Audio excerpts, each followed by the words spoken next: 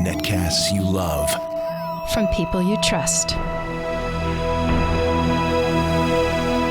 This is Twit. Hi, this is Leo Laporte, and this is my Tech Guy podcast. This show originally aired on the Premier Network's 200 radio stations. Actually, it's more like 300. Anyway, a lot of stations all over the country. On Sunday, not to toot my horn or anything, on Sunday, October 14th, 2018, Indigenous Talk Show Host Day. This is episode 1532. Enjoy. The Tech Guy podcast is brought to you by Slack. Slack is a collaboration hub for work to make sure the right people in your team are always in the loop. And key information is always at their fingertips. Learn more at slack.com. And by Carbonite. From customer data to disaster recovery and backup, automatically protect everything in the cloud with Carbonite. To learn more, visit carbonite.com. And by Lastpass. Secure every password-protected entry point to your business. Join over 43,000 businesses and start managing and securing your company's passwords today. Learn more at lastpass.com/twit. Well, hey, how are you today? Leo Laporte here, the Tech Guy. Yeah, time to talk computers and the internet and home theater and digital photography, and all that stuff. Smartphones, smartwatches. 8888 Ask Leo. That's the phone number if you want to call. Let me say that again. It's easy to remember. Think of a piano keyboard, right? 88 keys. So think of two pianos, and they've broken down, and you got to call Leo. 8888 Ask Leo. I guess Ask Leo would be better. 8888 Ask Leo. Call has too many letters. That's 888-827-5536. You can call us anytime, and ask questions. Well, not anytime while I'm here. What happens if they call and I'm not here? Just go bap, bap, bap? Yeah, makes a funny sound. The trunk is turned off. There's no answering machine. Can you imagine if there were an answering machine? I know in email alone, I get dozens of emails every day, but I can't figure this. And I feel bad. I'm sorry, I can't really answer all those emails. And if it had an answering machine, it'd be even crazier. It just shows you the state of tech support in this business, in this crazy consumer electronics business is so bad that people don't, maybe they call and ask for help from the company, but most often they go, I know that's not going to work. I don't want to stay on hold for an hour. Of course, I'm going to keep you on hold for an hour, too. So 88, maybe not. 8888 Ask Leo. Have you seen these scooters? I saw them first in Santa Monica. They were all over the place. What were the ones I saw in Santa Monica? Were they Lime? I can't remember. They were, you use your phone. They have a little computer screen on them. It's kind of like Uber, but they're electric scooters. So you use your phone, you tap the scooter. You drive it to where you want, you leave it, and you go on with your day, which is kind of an interesting idea, except that people they're strewn all over the place. People just leave them everywhere.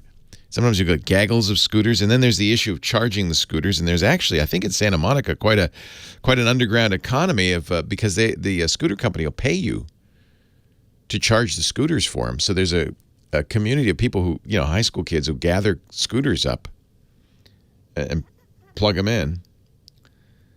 It's kind of a mess. San Francisco, there was the next big city the perfect city for scooters, right? Hard to get around. Really, you don't want to drive in San Francisco if you can avoid it. Parking's very expensive. If you could park, on the outskirts and then scooter in, or take the train or bus in, scooter in, that would be pretty cool. And it was the Wild West for a bit. A bunch of different scooter companies came in and dumped their scooters on the sidewalks. It was a mess. I guess it's the same problem in San Jose. Burke in our office is saying he was there 2 weeks ago. Scooters are everywhere. Crosswalks everywhere. So San Francisco decided we can't let this scooter go unfettered. We can have homeless people all over the street. No, that's no problem. But we don't want scooters all over the street. So they had a hearing and said, we're going to pick two. We're going to pick two. Uber, by the way, is in the scooter business. I think Lyft is in the scooter business. Everybody who does this kind of thing says, Bird was the one in Santa Monica, right? Yeah, I think that was it. And Uber has Lime. That's one of them. They're all over the place. I feel like it's something for kids, not kids, but people under a certain youth, under, say, I don't know, would you say 25, 30, under 30. Young people, maybe, I don't know, a 29-year-old on a scooter is kind of silly. Under 25, maybe 18 and under. But it's a great way to get around. I understand that, and kids are really good at scooters because they grew up with those Razor scooters. My only experience with the Razor scooters when I got one for my son when he was a little boy, and immediately tumbled head over heel because it hit a pothole and I'm right over the handlebars. I never did that again. So I'm a little reluctant. I like Segways. I've ridden the Segway, but no city's going to have Segways. They're too expensive. Two scooters are fairly cheap. Anyway, San Francisco had a hearing and decided on two scooter companies, Skip and Scoot. They said, we're going to give permits to Skip and Scoot, but none of the rest is. The rest of you is scram because we don't. And you know what? I think that makes sense. Cities do that with taxis too, right? They say there's a certain number of taxis allowed in town. Otherwise, the streets would be filled with taxis and you wouldn't be able to get around. And I think if you let any scooter company come in, you wouldn't be able to walk anywhere because there'd be scooters everywhere on the ground. And Lime is upset. They literally went to court asking a judge for a temporary restraining order. This is what happens, if you've got Uber money behind you. They Judge, Your Honor, how could it be that they did not pick us? So Skip and Scoot are, by the way, the judge said, no, it's not. The court denied Lime its request for a temporary restraining order. Permits are issuing tomorrow on Monday. The San Francisco Metropolitan Transit Agency is going to allow this, and the court says we're not going to stop it. San Franciscans says the SFMTA deserves scooter services that are safe, equitable, and accountable. It is a pilot program. I mean, the theory is if this all goes well, maybe more scooters will be allowed. But anywhere where scooters are allowed to proliferate, it's kind of like rabbits. If they're just everywhere. They're all over the place. Right? Mimu in our chat room says, if scooters are outlawed, only outlaws will have scooters. That's true, yeah. I think I see a bank gang hopping on the scooters after their robbery and scooting off. Google got in a little bit of trouble. I'm actually curious what you think of all of this. Google got dinged by the Wall Street Journal earlier this week. The Journal had found emails from Google executives saying there was a flaw in Google Plus, their social network, uncovered last spring that allowed third-party programs to access your private information on your Google Plus profile. This is not your Google information. This is just your Google Plus profile. And mostly that includes, name, address, phone number, websites that you own, stuff like that. It's not Google. Remember the big push to say everybody should set up a Google Plus profile? This will be your... I bought into it. I thought, this is my profile on the web. This is where people can find me and all that stuff. And I put everything I could think of in there, including a couple of things I kept private. Private, as I remember, meant that only friends and family, could see it. So I put my home address and my real phone number, the one I use privately, my private cell number in there, because I want friends and family to have it. But I didn't, and apparently that was exposed. Google says, now this is important because originally in the Wall Street Journal article, they said it was a breach. So what a breach means is bad guys got in and got data. Google says, in fact, that did not happen. No bad guys, as far as we can tell, got in. There was no data released, and we fixed it in the spring. And that's that. What Google did not do is tell anybody about that. So here's my question to you. Are companies, if there's a flaw, let's say in Microsoft Windows, if there's a flaw in Microsoft Windows, a bug that let bad guys get in. Is it Microsoft's obligation to tell the world? There was a flaw, but we fixed it. If Apple had a problem with Mac OS or your iPhone that allowed somebody to get access to it and they fixed it, are they obligated to tell the world, hey? I don't think so. In fact, I don't think that's common practice. If there's a breach, if data is leaked, yes. Right? We all agree that. When a company like Equifax leaks 14 million customer records, Equifax has a duty to inform because you're at risk and you need to be able to do something about it. And in fact, that's what the General Data Protection Regulation in Europe requires, that companies, they say, within 72 hours have to reveal a breach. And so that's the important difference between a breach and a bug.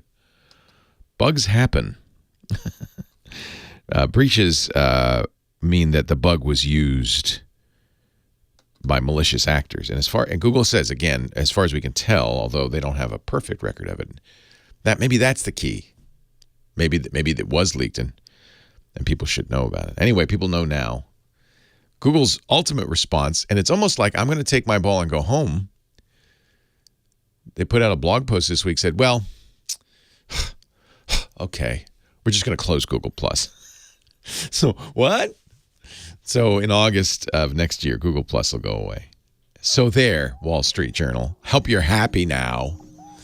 8888 Ask Leo, our website, techguylabs.com, techguylabs.com. Leo Laporte, the tech guy. 8888 Ask Leo. We will call right now. Kim Schaffer's standing by. Operator is standing by. And we'll get to your calls right after this. Leo Laporte, the tech guy. Kim Schaffer is a friend of mine. Hello, Kim. Good morning. Good morning. Good morning. It's the morning, and it's time to talk on the radio. Do you ever say that when you hop out of bed on a weekend? I'm so excited to be going to my radio job. I am. Radio. I love radio. You know, I was just listening the other day to a podcast. Mm-hmm. You know what those are, right? No. No idea. And it was fun because, actually, you know what it was? It was the Bob Newhart. Bob Newhart has a podcast called Hello, Bob. He's still alive? That's the first thing people say. Then when Bob says yes. And he interviews comics, mostly younger than him. And it's kind of fun. And he was talking to Jimmy Kimmel. Oh. Who started in radio, as did Newhart. They both started in radio. And Kimmel's funny because he says, you know, really, radio's back. Podcasts are just the same thing. They're radio. They are. They kind of are, right? They are. And, you know, commercial free, maybe.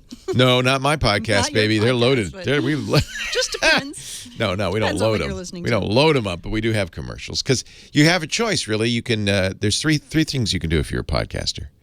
You can give your work away and just say, I'm doing it for fun. Right. Most podcasters, that's the case. You can say, I'm going to charge people for it. And then there's no commercials. And I tried that at first with my podcast, but people just really don't want to pay for stuff, especially a podcast. Right. You're used to getting radio free, why'd you? Yeah, so I thought, well, people like radio and the ads support it. Why not try that? And that actually has worked pretty well for our, the podcast network I started in 2005. Yep. 13 years ago, still around, still doing great. Yep. So for me, it's great because I do the radio show on the weekends, but I had to have something to do Monday through Friday. Mm-hmm. No, I love doing this because it's my only it's fun. It's my only radio connection anymore. So well, our old mentor and boss is back. He's back. I know. I just sent between you and me. I sent him a message at our great last Friday when I heard in San Francisco. Yeah, KSFO. the whole of the subject was WTF. Yeah.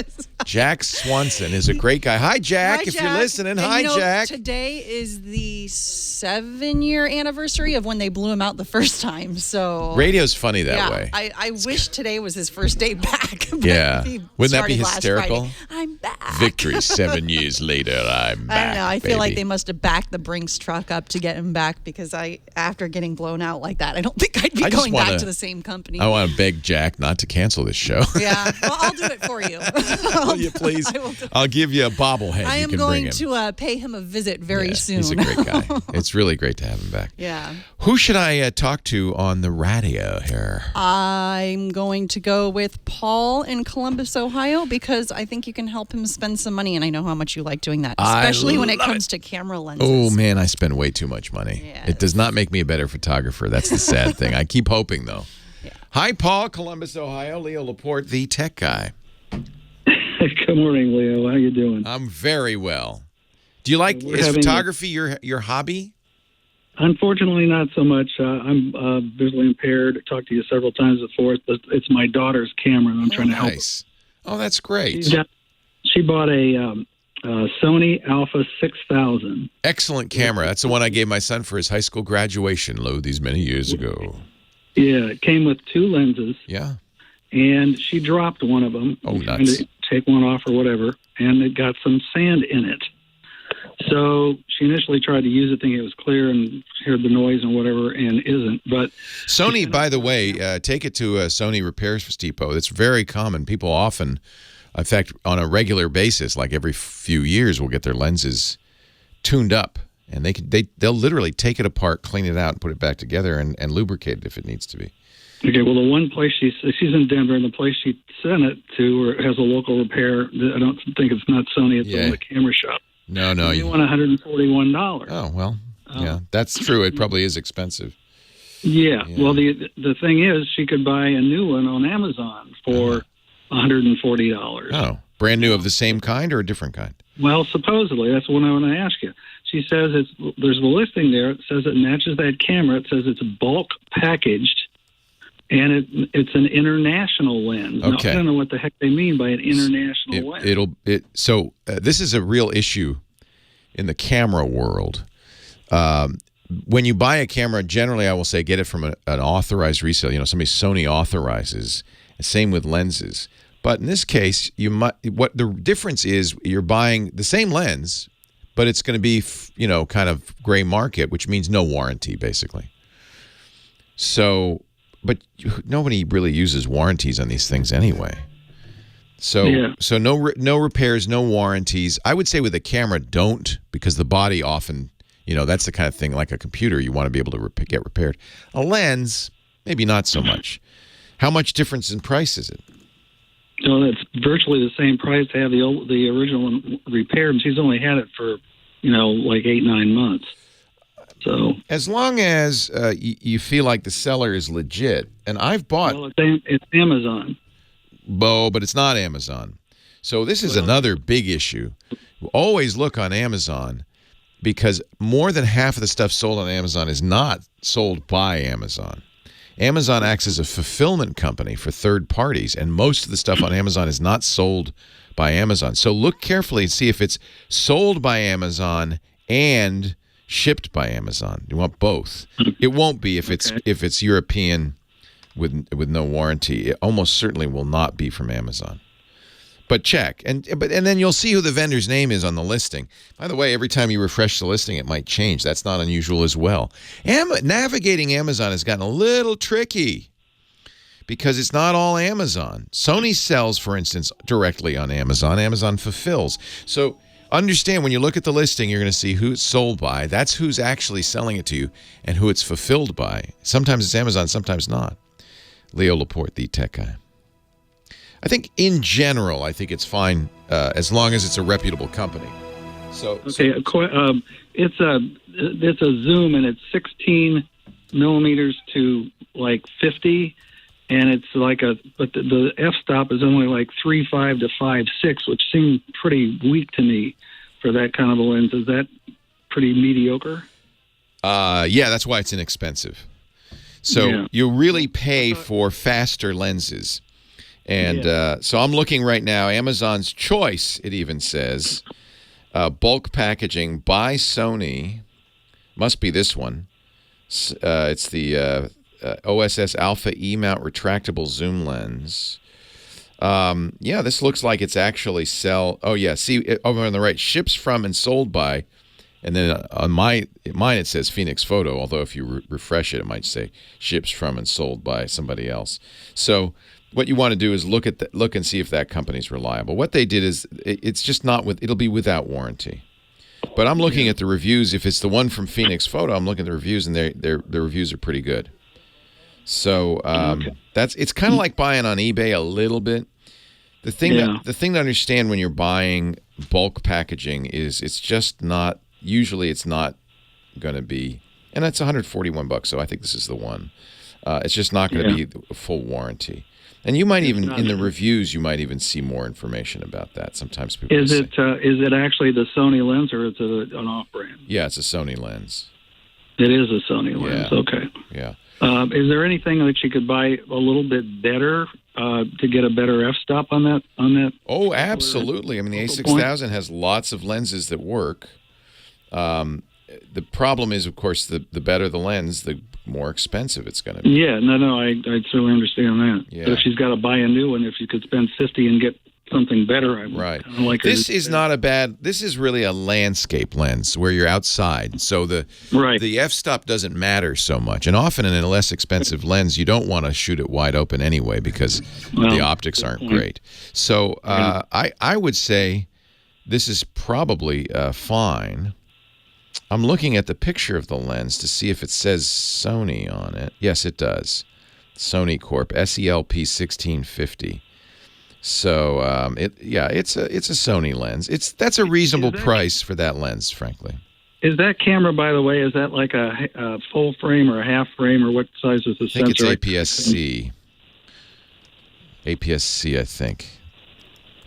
Which is a decent size. Yeah. So it's the smallest. The smallest sizes, of course, are the point and shoots. The very good point and shoots will have a 1-inch sensor. The next step up is micro 4/3. The next step up from that is APS-C. APS-C is the last step before full frame, 35 full frame, great. So APS-C is very good. It's for somebody who's learning photography, a young person, doesn't have a lot of money, it's a great choice. That's why I gave it to my son. Yeah, she had a Canon before, but that was several years old, and she's trying to get into some different stuff with the photography. It's got amazing features. I was really surprised. Oh, yeah, no, Sony is kind of the king these days. Yeah, we have an older one. We got 6 years ago. We took to Europe for the first time then, and took it just last week. We were in Paris for a week. It was great. Oh, the city of light. We've got the scooter issue in Columbus. They banned them for a little bit because they just came in and dumped them. They didn't ask the city or anything. They didn't dump them. So finally, there was an uproar by a lot of people, and they banned them temporarily, at least until they got regulations, which we do now have. And they've got some pretty good restrictions on them. And the company came. I'm a member of a disability assistance type organization with the mayor's office, and we really were clamoring at them because anyway, they had somebody come in from Bird and Lime both, and they seemed to be pretty concerned about PR. So yeah, they think they're the next Uber. Yeah. Hey, I got to run. It's great to talk to you. Thank you. Have a good one. Bye, Paul. Our show today, in fact, much of the Twit Network brought to you by Slack. That's the communication tool we've settled on for all the work we do. Slack is fantastic. It looks like a messenger program, but it's so much more. It's really a collaboration hub for work, whatever you do. With Slack, the right people in your team are kept in the loop. The information you need is always at your fingertips, always at their fingertips. It's actually better than email. You don't have to spend time digging through your email to find something, because with Slack, we have rooms for every show. We have rooms for every function in the company, for HR, for product reviews, for editorial. It's all there, organized. You can search it easily. It's completely secure. And even better, it integrates with everything we use. And that was a key feature for us. We had to have integration not only with Google Docs, but some of the geeky things we use, like Atlassian's Jira and Confluence and Salesforce and Zendesk. And it works with all. In fact, it works with one. Slack is so dominant in the market these days. It works with everything, more than 1,000 apps. It's fun to use. And I don't want to diminish the importance of that. Your employees my team, we love using it. When I told them we're going to Slack, everybody was jumping up and down. Megan and Jason liked Slack so much they had their own little Slack back channel for their show, Tech News Weekly, because they just wanted to have it. Well, now the whole company's using it. And of course, Slack works everywhere. There's Slack for every browser. There's Slack for every mobile device, iOS and Android. So you pick up where you left off no matter where you are. But don't worry, you're not always on with Slack. You can set down times, off times, where you won't be bothered by Slack. And I like that too. They have it's a great company with a real sense of what works and what doesn't work in business. With Slack, your team is better connected, and you'll love it too. Learn more at slack.com, S-L-A-C-K, slack.com. He's been everywhere, friends. He's Johnny Jet, our traveling guy. Johnny's on a week line from far, far away right now. Hello, John. How you doing, Leo? How's it sound? Actually, sounds good. You're not that far away, I gather. Where are you? I'm in London, England, and I'm renting an apartment. And I guess I am not by the box. You know, my wife and son are upstairs sleeping, and I didn't have the heart of kicking them out of the bed. So I'm downstairs trying to be quiet. So you're on the phone as opposed to on the Wi-Fi. Well, I'm Skype audio. No, I'm doing it through the computer. Oh, nice. All right. I'm on Wi-Fi. Sounds very nice. So what brings you to London, Johnny? You know, we were in Bermuda for the Family Travel Association conference, which is a small conference over the week, or last week. Actually, which is something I wanted to bring up real quick. The keynote speaker was one of the most amazing humans I've ever seen. And you should have him on your show because he needs your tech help. His name's Gordon Hartman. And actually, Time Magazine called the place that he created one of the world's 100 greatest places. I want to go there right now. What is it? Well, it's called Morgan's Wonderland in San Antonio. His daughter has special needs, and he was on vacation about 20 years ago. He's a wealthy man. He retired, and he was on vacation with his daughter, and who has special needs, and she was playing in a pool with some kids. And when her daughter tried to play catch with the kids, they just grabbed the ball and got out. And he said he just couldn't take that look on her face of disappointment. So he decided that there was no place in the world that had a place for people with special needs and who don't to come together. So he created this water park, $36 million in San Antonio. And it's cool. 12% of the population has special needs in America. That's 1 out of 3 people. Oh, yeah. And so now their big thing was that, you know, for kids who are in a wheelchair that's powered by either electric or battery, or they have a breathing machine, they could never get it wet. So they had to figure out how to create a wheelchair that would work. Wheelchair. Oh my God. So they did it, and they did it by using compressed air. Wow. And now where they need your help is they're trying to build a camp with a zip line, and they're having a hard time right now trying to figure out how they can do a zip line with kids in wheelchairs with breathing apparatuses and everything like that. That is so cool. But you got to watch this video. I'm creating a post right now. Time Magazine, actually not Time Magazine. Time Magazine named him one of the world's greatest places, but New York Times did an amazing video on it, and I'll tweet it or I'll put it in the chat room. But this guy is amazing. The guy should run for president of the United States. But anyway, if anyone has any advice on that would be great. Advice on what? On how to figure out how to get kids with wheelchairs up on a zip line.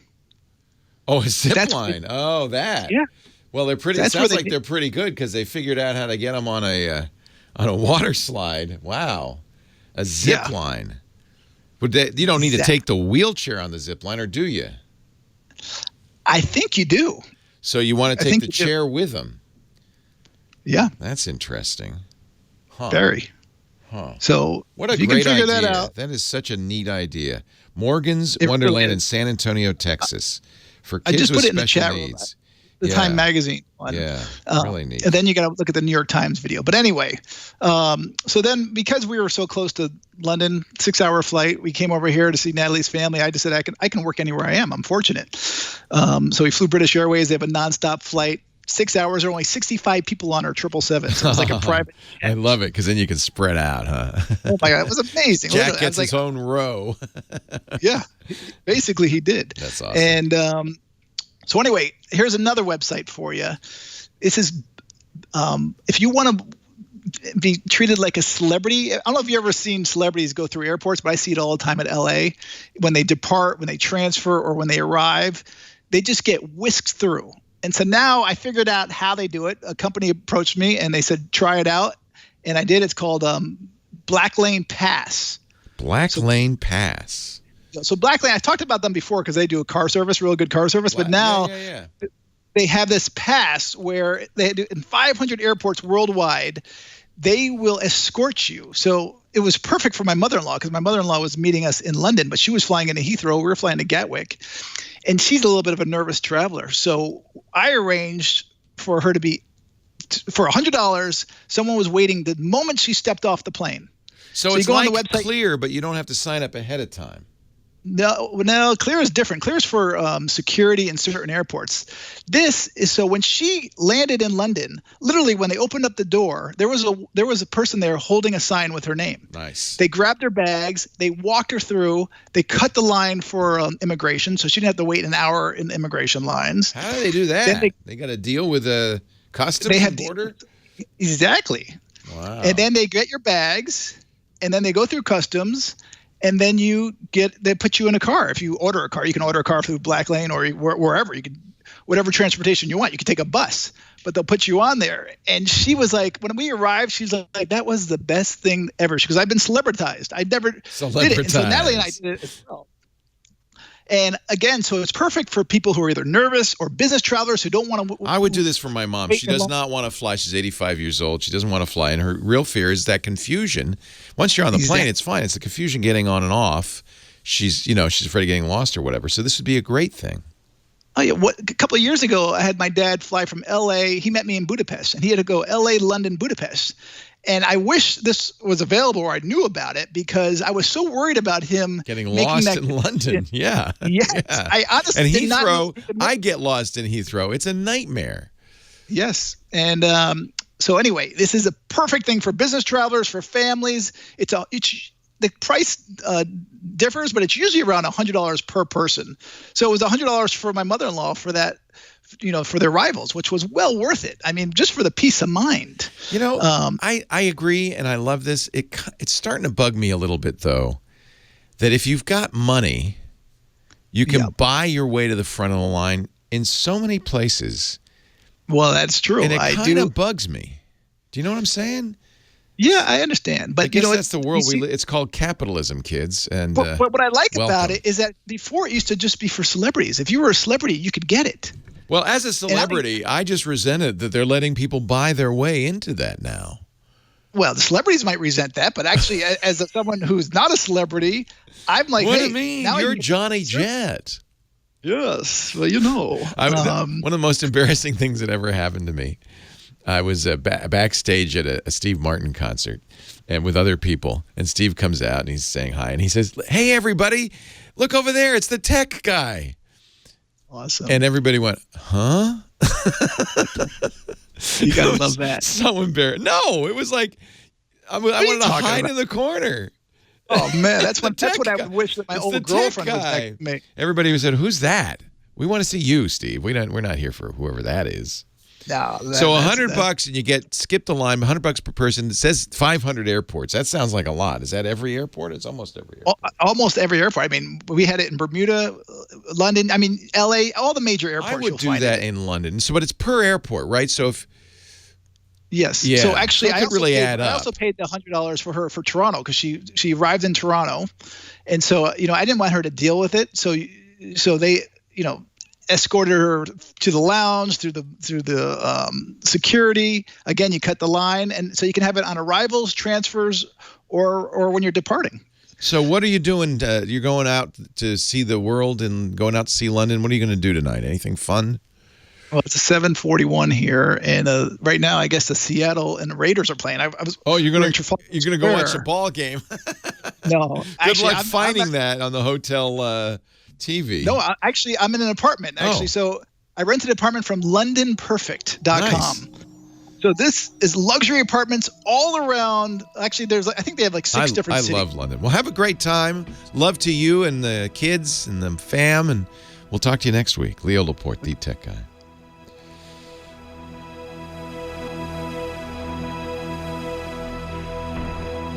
Thank you, Johnny. Thank you, Leo. So tell me again what you're doing. I know what you're doing in Bermuda. What are you doing in London? Honestly, we're here just so Jack can meet his relatives. Natalie has a lot of aunts here. Oh. So yesterday is Natalie we went British? Her parents are from Guyana. Oh. But they lived in Britain. And then my mother-in-law has a few aunts or siblings who live here. And so she has tons of cousins. So they had a big gathering yesterday to meet Jack. Nice. And so anyway, that's really why we're here. And just to... I love London. How long are you going to be there? Just a few more days. But you got an apartment just because it's more convenient, probably, right? Yeah, actually, I'll tell you about it next week. But you'll love these places because they're all like fancy. Well, they're not just fancy. This is the new thing. It's like the next generation of Airbnb. I know there's one. You stayed at one in Paris too, right? A few years ago. I got to get the name of that Paris one because Lisa loves. It's Paris Perfect. There's London Perfect and Paris Perfect. Yeah, and there's Rome Perfect. I think there's a Malfi Perfect. I got Bali Perfect. Oh, this is nice to know about. It's the perfect family. Yeah. So you can check it out. We can I'll maybe have some pictures or something I can. Okay, cool. Well, I know the place you stayed at Paris was amazing. Oh yeah. That was like the incredible view. Yeah. Really nice. Anyway, this is a great place too. So they have Provence, Normandy, London, Rome, Florence, Tuscany, and Bali. Wow. Yeah. I actually would like to do that in Florence because Lisa wants to see more Italy. And if you stayed near Florence... Well, that was the idea. We almost went to Italy because I have relatives in Ischia, and I wanted to go introduce Jack to our cousins there. But it was just like too much travel. We've been on a long trip. We've been in Barbados, Florida, New York, Connecticut, Toronto, Bermuda. Now we're in London. Well, here's a little place for 700 euros a week. That's not bad. In the Duomo district of Florence. That's kind of cool. I like that idea. All right. Well, do you want me to talk about this on air next week? Yeah. Or do you want me to get some? Well, whatever you want. You know what? All right, well, it's your show. Will you be home next week or? I can't tell you. I'll be somewhere. You'll be riding a Lime scooter. No, I won't be riding a Lime. Although I met the co-founder at a conference not too long ago. Oh, interesting. We were talking about this before because Lime was pissed because San Francisco did not pick Lime as one of the 2 scooter companies in town. So they sued. They wanted a restraining order. And they lost in court today or yesterday. But they're not in San Francisco anymore. No, they got booted. Wow, I did not know that. They were pissed. Well, what San Francisco finally did, and I think everybody's going to do this, is say, look, we can't just have everybody come in here and dump scooters. We're going to pick 2 companies. So it was Bird? Bird was one of them? Bird did not get picked either. It was 2 I'd never heard of. It was like Skip and Strut. It was something strange. And That's Lime shocking. sued. Lime said no, because Lime has Uber money. So Lime sued and lost. The judge says, "What are you talking about? Get out of here!" They wanted to, because tomorrow's the day. So they went. Well, I haven't seen them I haven't seen them here in London, but Uber's back up and running, and they actually said Uber never shut down. They just lost their license. Right. So right. It was interesting. So it's the 2 that won are Skip and Scoot. Okay. But it's just a pilot program. It may be that they add more in time. I think the real issue is until the city council stepped in, it was just the place was littered with scooters, kind of like Santa Monica. Yeah, I saw that in Santa Monica. They even have an Instagram where they were like, vandalizing them. Yes. All right. Throwing them off the pier. Gotta run, talk John. to you later. Have a good one. Have fun in London. Good luck getting the game. Leo Laporte, the tech guy, 8888 Ask Leo, the phone number. You want to get some tech help? You want to talk about tech issues? You want to tell the world about something great you found? That's the number, 888-827-5536. Website is techguylabs.com. That's free, no sign up. And it has all the information from the show there. Dave in Binghamton, New York. Hey, Dave.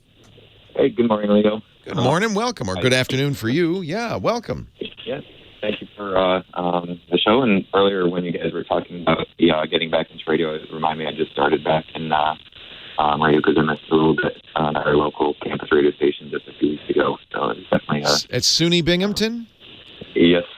You know, that's how I got started in radio. I never...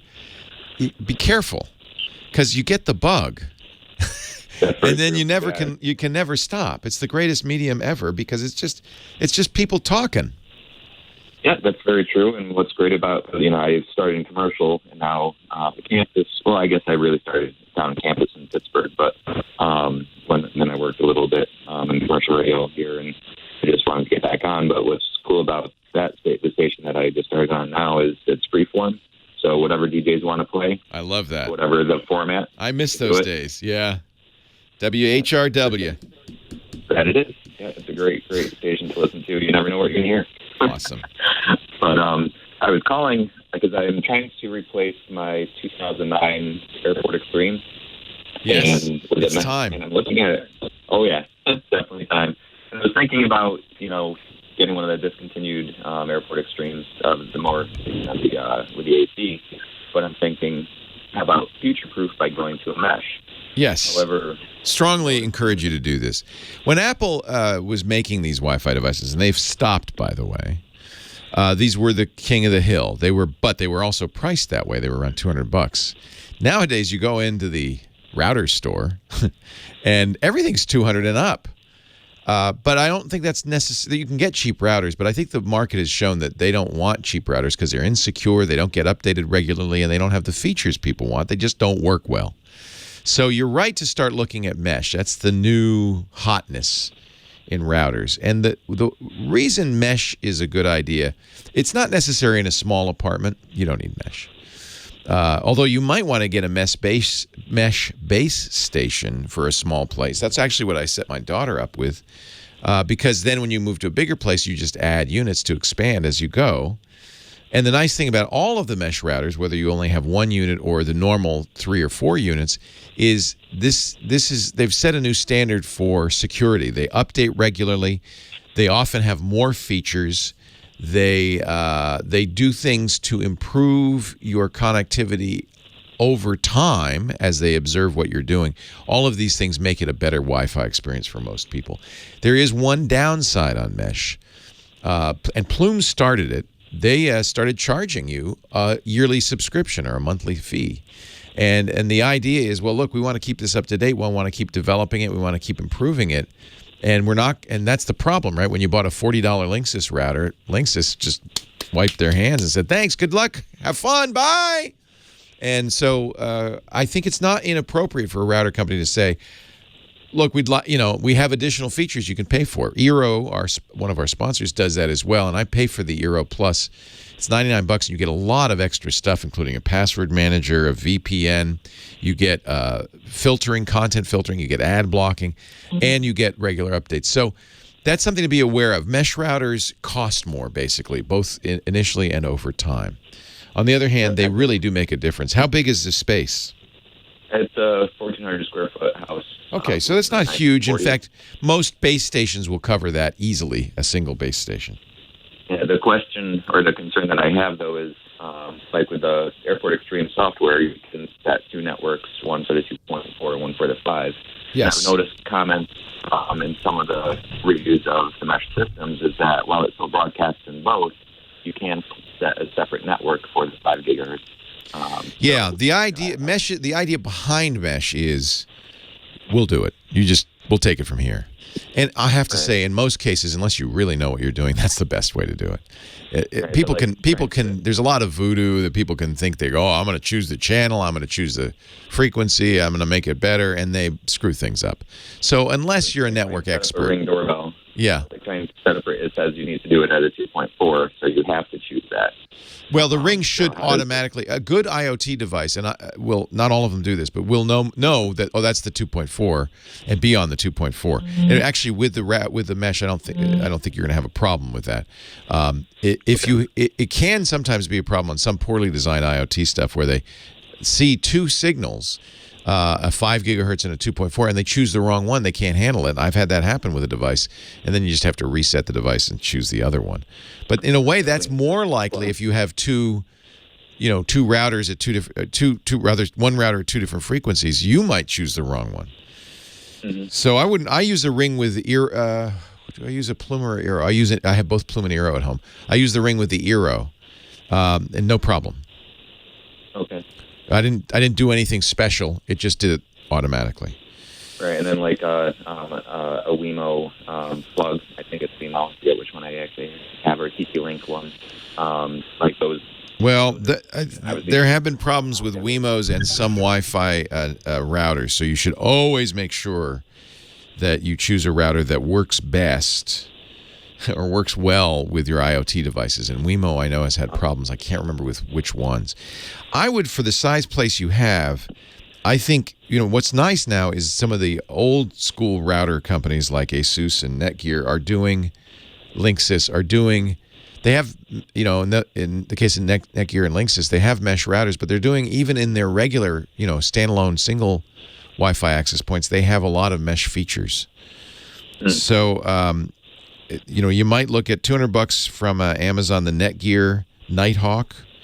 That's the Wirecutter's pick for a dual band 3-stream 802.11 AC router. That's it's actually a 185. It's a little less than the old Airport Extreme, and I would say it's very comparable to it. And I think they're going to keep that up to date. If you want a mesh, I love Eero. I love the extra features of Eero Plus. Plume is good for certain things. I use it generally for my IoT devices because Eero is very good at kind of small, focused Wi-Fi. And then another really good choice is the Synology RT2600. I think is a really, it's $200, a really nice router. And Synology has demonstrated that they will keep the software up to date. They do network attached storage devices as well, and they really seem committed to keeping stuff up to date. That's job one right now for a router. Router is your first line of defense against the bad guys outside. True. So Synology, Netgear. If you want a mesh, I love the Eero. You couldn't do better than Eero, I think. Okay, so develop that Apple. I would not do the Velop. That's what the Apple's selling, and I do not like that. That's the Linksys. Yeah. I do not like that particularly. I don't actually like Google's Wi-Fi either. I do not. I'll tell you what I don't like. I do not like the Ubiquiti Amplify. But there are plenty of other choices. Netgear's Orbi is really great. If you want super speed, that's the best one speed-wise. I would say Plume, Orbi. Plume's expensive in a weird way because even though the individual units are cheap, you are supposed to get one for every room. So, and is it also that you said they have that subscription or the? And there's a yearly or monthly subscription, yeah, which is not great either. So take a look at Eero. You don't have to buy Eero Plus. It's $99 a year. I found it well worth it given all the features of it. These new routers will be better. You really will get better Wi-Fi, even than the cream of the crop Apple Airport Extreme. And that's discontinued, so I don't recommend getting another one of those. Leo Laporte, the tech guy. Well, hey, how are you today? Good to see you. Welcome. Leo Laporte, the tech guy. Time to talk computers, the internet, home theater, digital photography, smartphones, smart watches. All the stuff with chips in them. 8888 Ask Leo's. That's the phone number. 888-827-5536. It's toll-free from anywhere in the U.S. or Canada. Outside that area, you can still reach us. Skype reaches all over the world. And if you have a Skype Out account, you have to pay a little extra for that, right? But you can use that's so you can call regular phones with Skype Out, but you won't use any of your minutes or your pennies calling us because it's toll-free. 888-827-5536.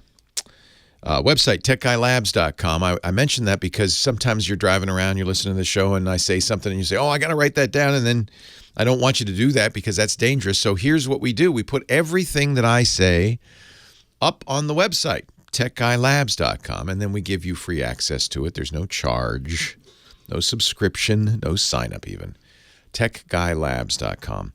In fact, of course, James DeRuvo is writing this down as I talk. But then after the show's aired, we put audio and video of the show up there too, so you can go back in time. 1,532 shows, 14 years of Tech Guy shows. It'll be 15 years in January. That's a long time in tech, right? 15 years ago, we were probably using DOS. I don't remember. It was the bad old days, 2003, 2004. 8888 Ask Leo. Meanwhile, one of the reasons I like doing this show and I love covering technology is because sometimes I feel like I'm living in the future with self-driving cars and augmented reality. I got to play with something that has been, I don't know, maybe a little bit overhyped for the last few years. The Magic Leap. Magic Leap is a company creating a augmented reality headset. And they've been doing it for a while. They raised, I don't know, maybe $1 billion, a huge amount of money, because everybody wants to be in the next big thing. You know, if you're a very, very wealthy person, you know, I just can't buy stocks anymore. Those mutual funds are so boring. You try to find, you know, the next Uber or the next Twitter or the next Facebook. And it's kind of a scramble. So when you see something like Magic Leap, even though everything Magic Leap described in the early days of the company was imaginary, you might pour money into it. Google was one of the first to invest in Magic Leap. And then some of the big names on Sand Hill Road in Palo Alto, like Andreessen Horowitz, Kleiner Perkins. And people, I think $1.4 billion. I'm sorry, $1.4 billion. That's how much money has been funneled into Magic Leap. They never showed anybody anything, right? You'd go in, and I didn't get this privilege, but a select few, mostly people with big checkbooks, but a few, you know, journalists would go in, be shown the prototypes, and told, you can't write about this. All you can do is say, it's amazing. I remember a couple of years ago reading a review I think it was in Wired magazine by Kevin Kelly, in which he said, I can't tell you anything, but it's amazing. Which, of course, makes everybody go, oh, let's put some more money into this. So finally, they released a developer edition, a creator's edition. This is the thing now to do in Silicon Valley. In order to get something like this working, you've got to get people writing software for it. And you want to do that before you actually release a consumer version. Google did it with Google Glass. Good thing, because it flopped. See, it's not always a guarantee of success. The Oculus Rift, the virtual reality headset, same thing. They had a Kickstarter. People, you know, got the developer's edition. Microsoft's doing it with their augmented reality headset, HoloLens. And usually these developer editions are quite expensive. I think Magic Leap's developer edition is several $1,000s. A friend, a game consultant, brought it by, Nicole Lazaro from Zio Design, and she had been at LeapCon, which is Magic Leap's first big convention in L.A. this week. And so she had one of these creators editions. And she had some games that had been debuted this week at LeapCon. And I got to play with it for a while. Now, I have to say, one of the problems with these technologies, and I remember this very well with the Oculus Rift and the HTC Vive, these virtual reality headsets, is initially your reaction is, wow, I'm living in the future. This is amazing. I've got this headset on, and I've been transported to another world, and I can interact with it. Not really well, but I can interact with it. I remember with an Oculus, I think it was actually the HTC Vive, they had a demo where you're standing on a precipice on the edge of a building, looking down, skyscraper, looking down, and your heart starts pounding, and you go, oh, it's very effective. Magic Leap is not the same, though. And by the way, as wowed as I was by virtual reality, I quickly realized this has got a problem. It makes me queasy, makes a lot of people queasy after only a few minutes. It's sweaty. You don't want to wear this visor for very long. My 15-year-old and his friends, they love it. They play it all. We have an HTC Vive at home. They seem to play it a lot, although I think even they are getting a little tired of it. I'm not sure VR, at least as it stands today, is that compelling. And so I want to be cautious when I try on these new things, like the Magic Leap, thinking, well, initially I know I'm going to love this, but it was interesting. I guess the takeaway is we're in early days yet. If you were shown one of the old, Asteroids games or Pong games 30 or 40 years ago and told, someday people will play these for hours a day and they will have entire lives in these games and it'll be a multi-billion-dollar industry eclipsing even the movie industry, you'd say, well, I don't get it. Really? That? Pong? We're in the Pong stages of augmented reality for sure. But I can see a little glimpse into how this might be amazing. Nicole told me, she said, I think in a year or two, you'll be able to buy devices like this that look like spectacles. They look like your regular glasses, maybe a little bit bulkier, but not much. They don't look dorky. You can walk around with them. You see the world. The world doesn't go away. It's one of the things I kind of like better about augmented reality versus virtual reality. Virtual reality seals the world off. You're blind. Somebody could sneak up behind you if they wanted. You can't see anything. You bump into walls. Augmented reality is just like sunglasses. You see everything.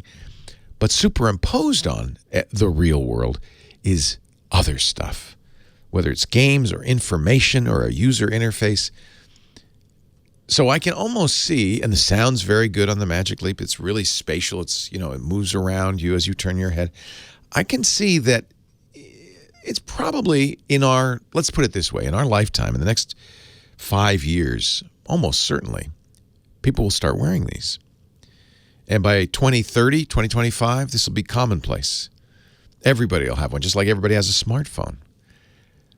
And it's really going to change the way we see the world because it'll be another layer superimposed on the real world, a layer of information that's always available, superimposed in our vision and our hearing over the real world.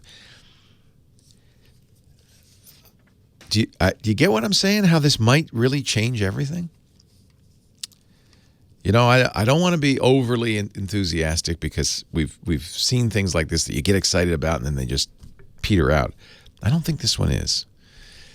They now call it mixed reality. That's what Microsoft calls it, or XR instead of VR or AR, because it can have all of the above. You can be in one of these glasses can do all of those things.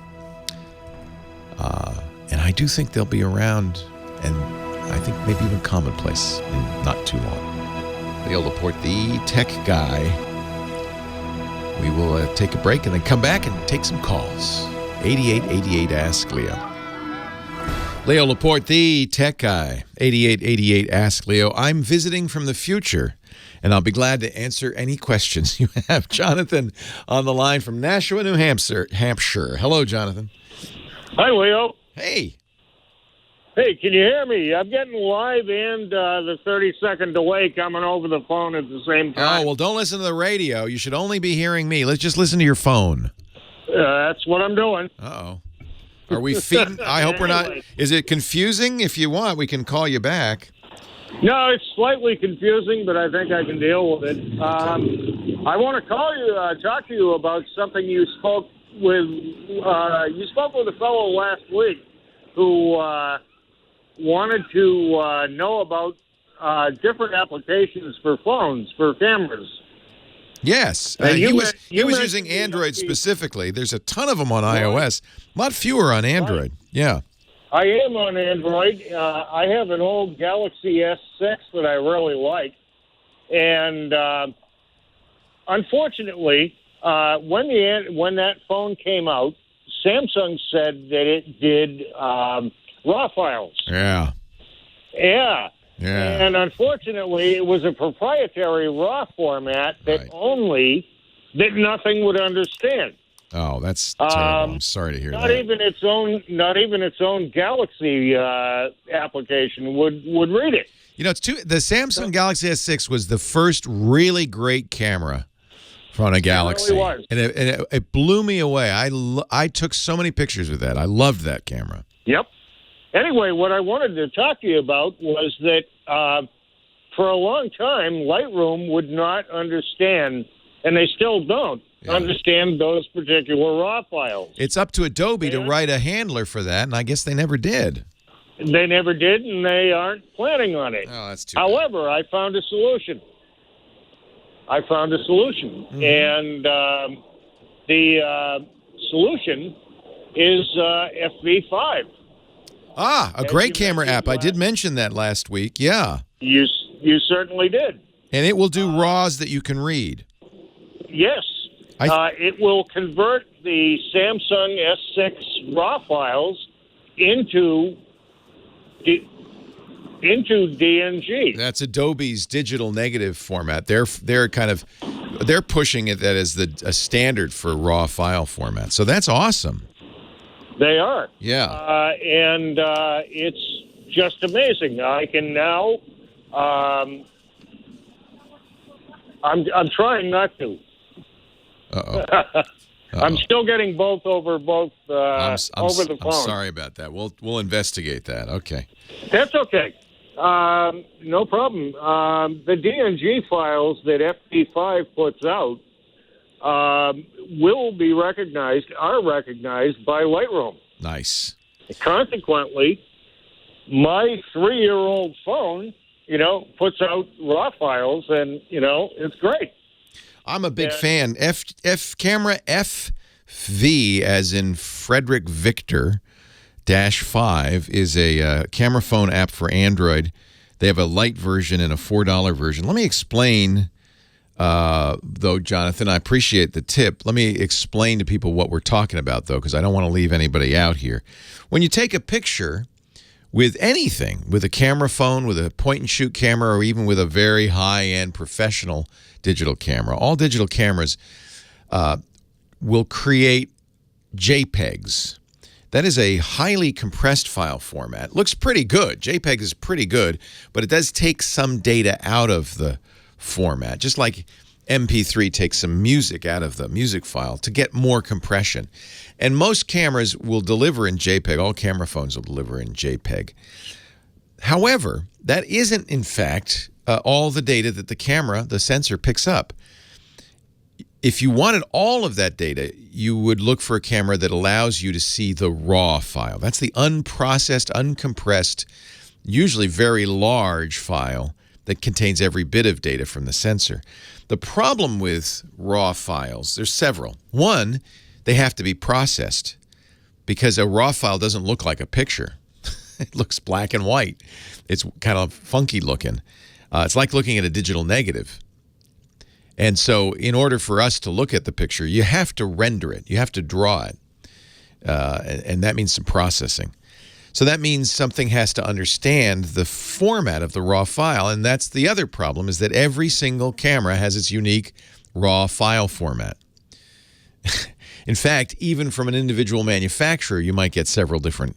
Canon has changed their RAW file format several times, as has Nikon, as has Sony. And programs that are designed for professional photographers will have some way of processing this. Adobe has what they call Adobe Camera Raw. That is an engine that will take the RAW file and make it look like a picture so you can edit it. Apple's come with a Camera Raw processor as well. So if you're going to be shooting RAW, you absolutely need a program that understands it. And I guess nobody ever bothered to write a processor for this Galaxy S6's RAW file format. In a camera phone, the RAW file format isn't necessarily going to be a lot better. Most people should just stick with JPEG. You know, we were talking with Rishi Sanyal, who's the science editor for DP Review, the digital photography website.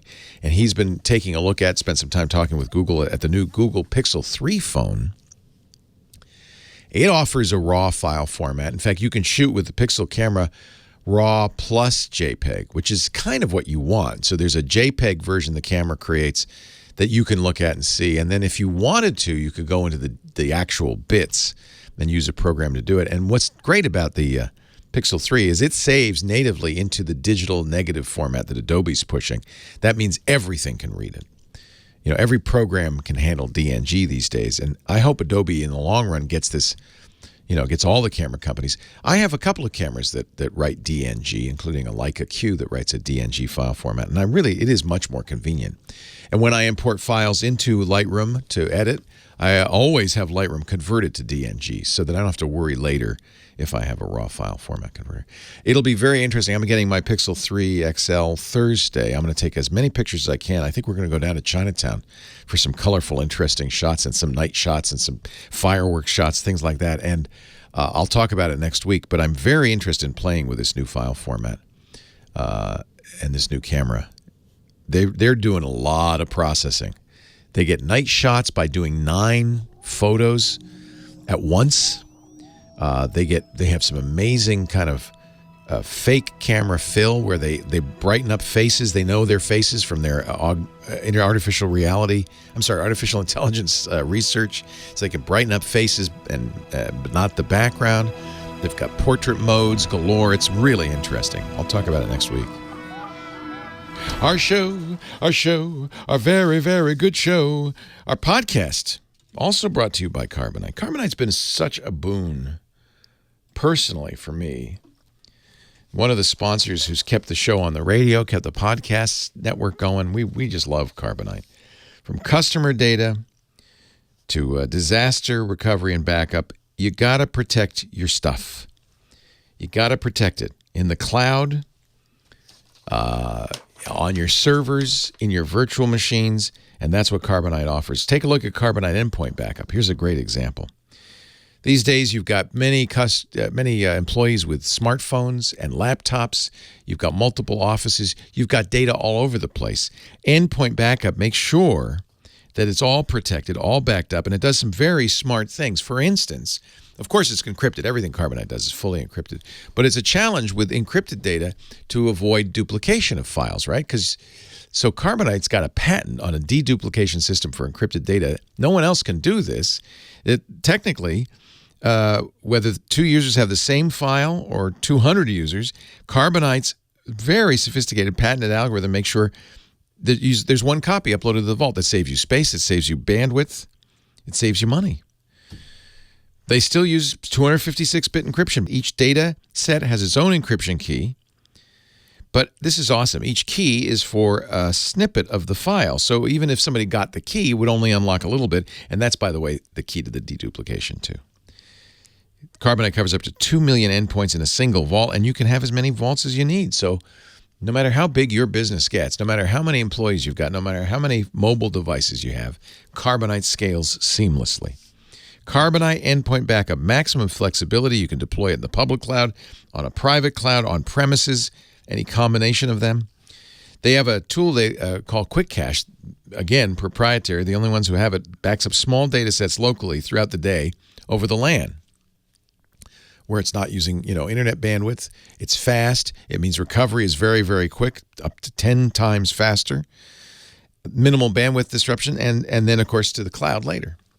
Carbonite, that's called Quick Cache. Carbonite Endpoint Backup also enables remote wipe, so if an employee leaves or a phone is lost, no problem. Total peace of mind, total security, not just for laptops, phones, tablets. They have all sorts of features, things like don't back up when you're on battery or if you're not on Wi-Fi, things like that. You have complete control over it. You got to learn more about the Carbonite Endpoint Backup at carbonite.com. Carbonite, carbonite.com. We thank them for making the Tech Guy podcast possible. Chris Marquardt normally joining us at this time to talk digital photography. He is still out on a workshop, but he'll be back next week, and we will be doing I think he'll be doing his review of our assignment. We were asking you, it's not a contest, there's no prize, just really a way to get people out there and taking pictures, and I'm ashamed to say I haven't taken any yet, but there's still time, of an image illustrating the word or concept hat. Hat. If you find a great one that you just took, don't use old pictures, something new, because we want you out there taking pictures. And it doesn't have to be with a fancy camera by any means. Chris is looking at composition and choices and things like that. Upload it to Flickr. There's a Tech Guy group on Flickr. Make sure you put hat in the tag field and submit it to the Tech Guy group. Renee Silverman, our moderator, will thank you, and then you'll be in the pool of photos we'll be taking a look at. Chris will pick 3 next week to talk about. hat is our assignment. We'll get a new assignment next week. To line 4 we go. Robert, Mira Mesa, California. Hello, Robert. Hi, Leo. I need to access your technical wisdom, and I truly appreciate your show every weekend. Thank you. My niece has moved to Oregon. She's a nurse. She travels in rural Oregon. She hikes, she bicycles, she walks. But we're looking for a personal digital, personal locator beacon. Oh, yes. Satellite uplink. Yes. With good battery life, not dependent on cellular. The areas that she goes to have very spotty cellular reception. Yes. Something where you could press a button and, the emergency medical or law enforcement can locate you within 10 feet, that type of thing. A lot of people use these, especially like your daughter out in the wilderness hiking. It's a great safety device, and I highly recommend it. The technology is called SPOT, S-P-O-T, and SPOT is a satellite messenger, satellite system. So it does not use the cell networks because, hey, if you're within cell reach, that's less of a problem. It's when you're up in a mountain or in the middle of nowhere with no cell access, that's when you're at most at risk. So it uses a satellite network. It does GPS. It will send family and emergency rescue people location. You can mark waypoints on Google Maps. You can let your family know that you're where you are on your hike, that kind of thing.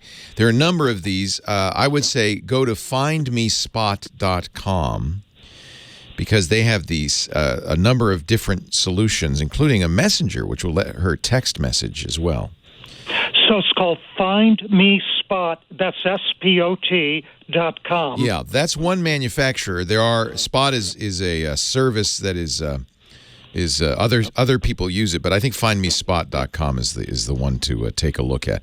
And the prices will range. The Spot satellite messenger, I think is a couple of $100, something like that. I mean, they're not super cheap, but it'll save you, which is nice. Yeah, price is no object if it saves a life. I mean, that's the key thing. And satellite's amazing. We did a podcast for some years called Roz Rose with an amazing woman named Roz Savage who literally rowed across the ocean solo. And we were able to talk to her via satellite phone every day, even in the middle of the Atlantic. Oh, boy. Yeah, so this really works everywhere. I think FindMeSpot.com is the place to go for it. They have the broadest range of solutions. Fantastic. That is wonderful. Thank you. Thanks for the call. Yeah, okay. Yeah. I'm not an adventurer, so this comes from others' recommendations. If you've got one, you can, of course, call 8888 Ask Leo or go to our website, techguylabs.com, and leave a comment if you think there's something better. Garmin makes something called the InReach handheld satellite communicator. I don't think that uses the Spot network. There are watches that use Spot. So there's a variety of other devices. Garmin, of course, is a well-known kind of the king of the hill in GPS. And that might be another one to look at. The Garmin InReach is $287 on Amazon. It looks like they just look like a little walkie-talkie, basically. DeLorme also makes one. I guess, these companies that used to make these GPS navigators, the third-party devices you'd suction cup onto the window of your car, they're kind of looking for other businesses these days. Everybody's got a smartphone. Nobody needs one of them. And most cars, frankly, have the GPS built in. Seth, Long Beach, California. Leo Laporte. Hi, Leo. Hi, Seth. So, my parents are finally aging. They're finally admitting it. You sound like you're glad. Hard of hearing. Oh, hearing. Ah, yes. And no one wants to admit that they can't hear. Exactly. Yeah. So I was just recently at their house, and they argue constantly over the volume that the television needs to be set. Yes. So, So one of them hears better than the other one? Is that the problem? Yes, but they both hear terribly is the difficulty. They do have a Sonos system, so when they have guests over, I was definitely going to get a bridge so that they can bring that in. Nice. But frequently, they will need potentially headphones. Yes. So I was wondering if there is a system that can broadcast either Wi-Fi or Bluetooth, at least on the consumer end. Yes, there absolutely are. In fact, this is what I got my mom, because it's absolutely the case that, we're sitting watching TV and she can't understand it. And so she'll turn it up really loud, and then now I'm going to be deaf. So there are, of course, hearing aids that you can pair to your TV as well. But if they're not wearing hearing aids yet, and I know that's a hard thing. I actually wear hearing aids because after years of working in radio, the headphones that I've worn my whole life have started to deteriorate my hearing. And so most of the hearing aids out there will also pair to TVs. But if they don't have hearing aids, there are a lot of very good TV headphones. The ones you want are RF, not Bluetooth. RF gives you a greater distance. They actually also make infrared, IR. Those are the worst. If you turn your head, I used to have an IR pair of headphones. If you turn your head, the sound goes off because it has to be line of sight to the headphones. So get RF. Sennheiser makes very good quality headphones. That's what I got my mom, wired or unwired. And they have RF-based, not Wi-Fi, but dedicated RF transmitter stand that will plug into the TV. And then you can have multiple headphones receiving, which is really nice.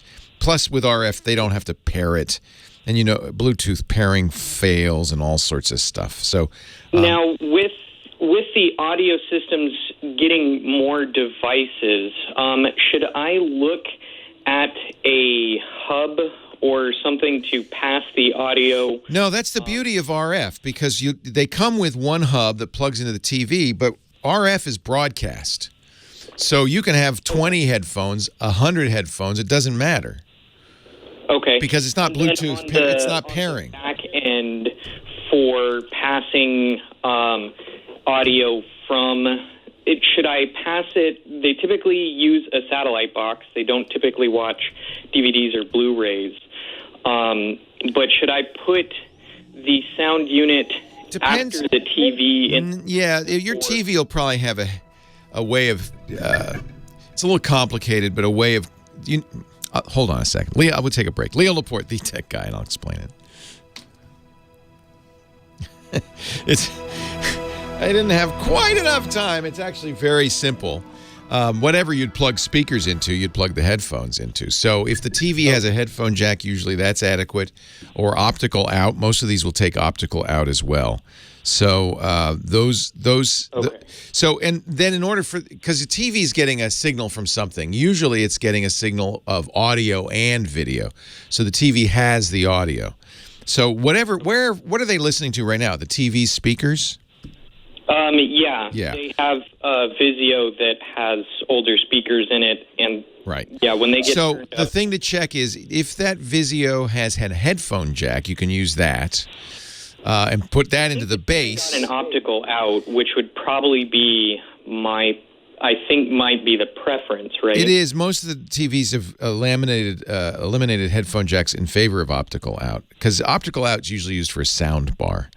So if it has, check to see if it has optical out, and then you'll need to get a headphone system that supports optical in, obviously. Okay, and then so if I were to layer in the Sonos bridge for when they actually do have a group of people, the chain would be satellite box, television, headphone, and then Sonos bridge. You want to use the bridge to put internet radio through their speakers? What are you using the bridge for? So I'll use the bridge for when they actually want to broadcast the audio from their satellite box to the rest of the house, because they do like to turn on MSNBC and just walk just around. Have it running throughout the house. Yeah. Yes. They're not big onto internet radio yet. I'm working on it, but they're not there yet. Yeah, I'm not sure. I'm trying to think of how you would configure that. Off the top of my head, I'm not sure, but it's going to depend a little bit on how it's set up in the house. But yes, what you're talking about will work.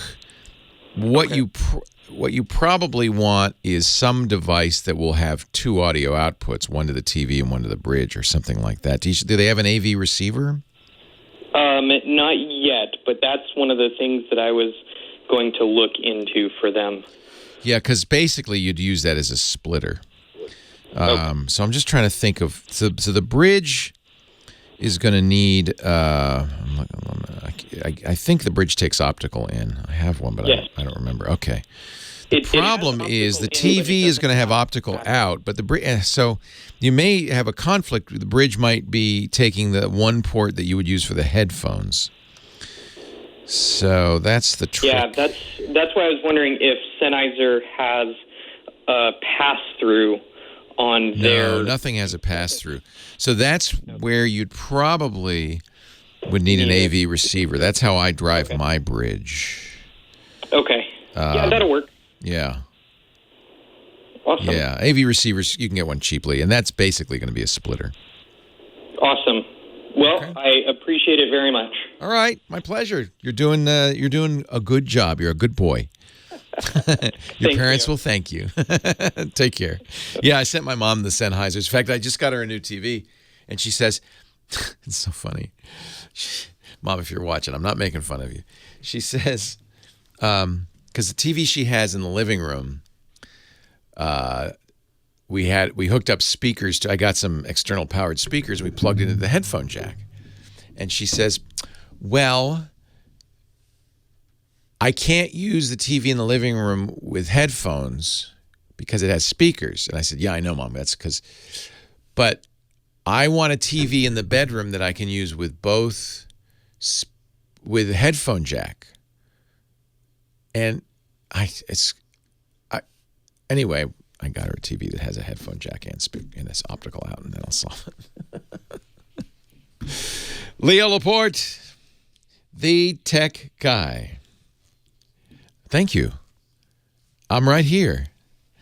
8888 Ask Leo, the phone number. Dave is in Seattle. Hi, Dave. Hey, Leo. How you doing? I'm well. How are you? Doing great. Love your show, man. Is the sun shining in Seattle today? I'm just getting up. I work late nights, and So you don't want the sun to... You said, I don't want the sun to shine. Go away, son. I'm sleeping. Yeah, I got off at 6 this morning, yeah. Oh, man. Well, thank you for getting up for me. Thank you. Thank you. Yeah, this is my first day of vacation. We are leaving for Mexico tomorrow. Oh, how fun. And last year, we go to the same resort every year. So last year we were there, and I like to bring my movies, and I have a little pocket projector, and I have a little screen thing set up for... but I noticed last year I couldn't get my Vudu movies to work. And I know they partner with Movies Anywhere, and they have the link with Amazon and iTunes and everything else. So my question for you is, what do you recommend while I'm out of the country for movies in order to store them or stream them? Do you want to download them? I mean, obviously, when I travel, especially because I want to watch them when I don't always have internet access, like on a plane or a boat. Right. So I download them, and that way I've got copies. It's always a little bit of dicey because Netflix and Amazon, which both allow you to download movies, will also expire them because they don't want to get pirated. But if you do it right before you leave, like right now, download some movies, you can watch them that way.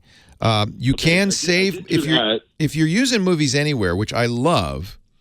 Movies Anywhere used to be Disney Movies Anywhere, but Disney took their name off of it. What it does is it will aggregate all the movies you buy on iTunes, Amazon Prime, you mentioned Vudu, V-U-D-U, Google Play, Microsoft, and even Fandango now. So if you buy, and I love this because, sometimes I'll buy movies on different services, which is stupid. Right. But I do that. If I buy them on iTunes, normally I can only play them with I have an Apple TV or an Apple device. But with Movies Anywhere, almost all the movies you buy will now be in your Movies Anywhere subscription, and they let you download them. Well, if you don't know, they even upgrade them to 4K on the I know. Which I love. I know. That's Apple doing that, and I love that. Yeah. Yeah, I'm aware of all those connections between all those streamers, and I even built myself a spreadsheet because I have multiple accounts. So when I get to Mexico, I'm like, well, which one of these is going to work best for me? But I did already, download a bunch of them too. I upgraded my iPhone recently, so on my old phone, I deleted everything I didn't want and just put Vudu and I think Amazon Prime on there. Cool. And downloaded like 70 movies, so I think I'm going to be okay, but. Yeah, I mean that's a good way to do it, and I like Movies Anywhere because I don't have to think where's my Monster versus Aliens movie? Is it on iTunes or is it in Google Movies? It's stupid of me to buy them on multiple sites, but I do, and that way everything I've ever purchased. And as you said, it's wonderful that Apple is back upgrading anything that was 4K capable that you purchased. Right. That's really great. So of late, I've been. It can be tricky too, though. It can be tricky because if I get it on Vudu, it isn't always on. Right. It's not always Movies Anywhere compatible, is what I'm saying. Most of them are, but not all of them. Lately, a lot of stuff has not been. I know, and not everything will be available for download on every service. Oh, I didn't even know Just that. to further complicate it. Well, all of this gets back to the movie companies and rights issues, and they may not want you to download them. For instance, there's everybody's in Hollywood is so paranoid about piracy that not only the download issue, but then also streaming them out, like with the HDMI out on. They often won't let you do that unless you're HDCP compliant along the whole thing. That's their copy protection scheme. So yeah, you have to get a projector that is HDCP compliant. Yep. I guess the trick is to do it, but also like take good notes because I'm going to forget, by this time next year maybe. I forget every year, and I have to kind of Lisa and I have to kind of go through it again, and then agree which movies. So I've been, I'm just looking at my Movies Anywhere. I have 101 movies on there because I've got almost 1,000 on. Nice, but only about 700 of them show up on Movies Anywhere. I'm like, well, that's kind of weird. Yes, that's right. And I'm trying to remember, but one studio has now blocked Movies Anywhere. Okay. It might be Disney. I don't know. Who knows? It's all so confusing. Disney is going to do its own streaming service, so there's that. Right. It's just the problem is that people are so paranoid about piracy, they really try to control all this. I don't blame them. I completely understand. But at the same time, it's very inconvenient. And the sad thing is pirates are not inconvenienced. They know completely. Yeah, they don't care. They know exactly how to get the movie into the pirate channel, into BitTorrent and all that. It's only normal people who are inconvenienced. People who have, in most cases, bought the movies and just want to watch them on vacation, please. Yeah. Well, the hardest part was with a big group of people is deciding which movie to watch. Oh, I bet. I got my favorites, but I got to please the whole crowd, Yeah. I know exactly what you mean. I loved it, though, that Netflix and Amazon Prime both added the ability to download, not all their collection, but some of their collection, because that's really helped me a lot. That makes it a lot easier to travel. Well, it does work, like the ones that transfer over again from Vudu to Movies Anywhere and then back to Prime. I can download those there in the Prime app, the ones that I own. Right. So it works out pretty good. Yeah, that's very nice. Yeah, and again, like I said, the only thing I have to keep an eye on is has it expired, because you have to have internet access to renew it, and often they expire. Okay. See, that's why I thought I could download a bunch of movies on my old phone and then leave it in airplane. Yeah, no, you can't just. Oh, well, that's interesting. It doesn't work that way. I don't know.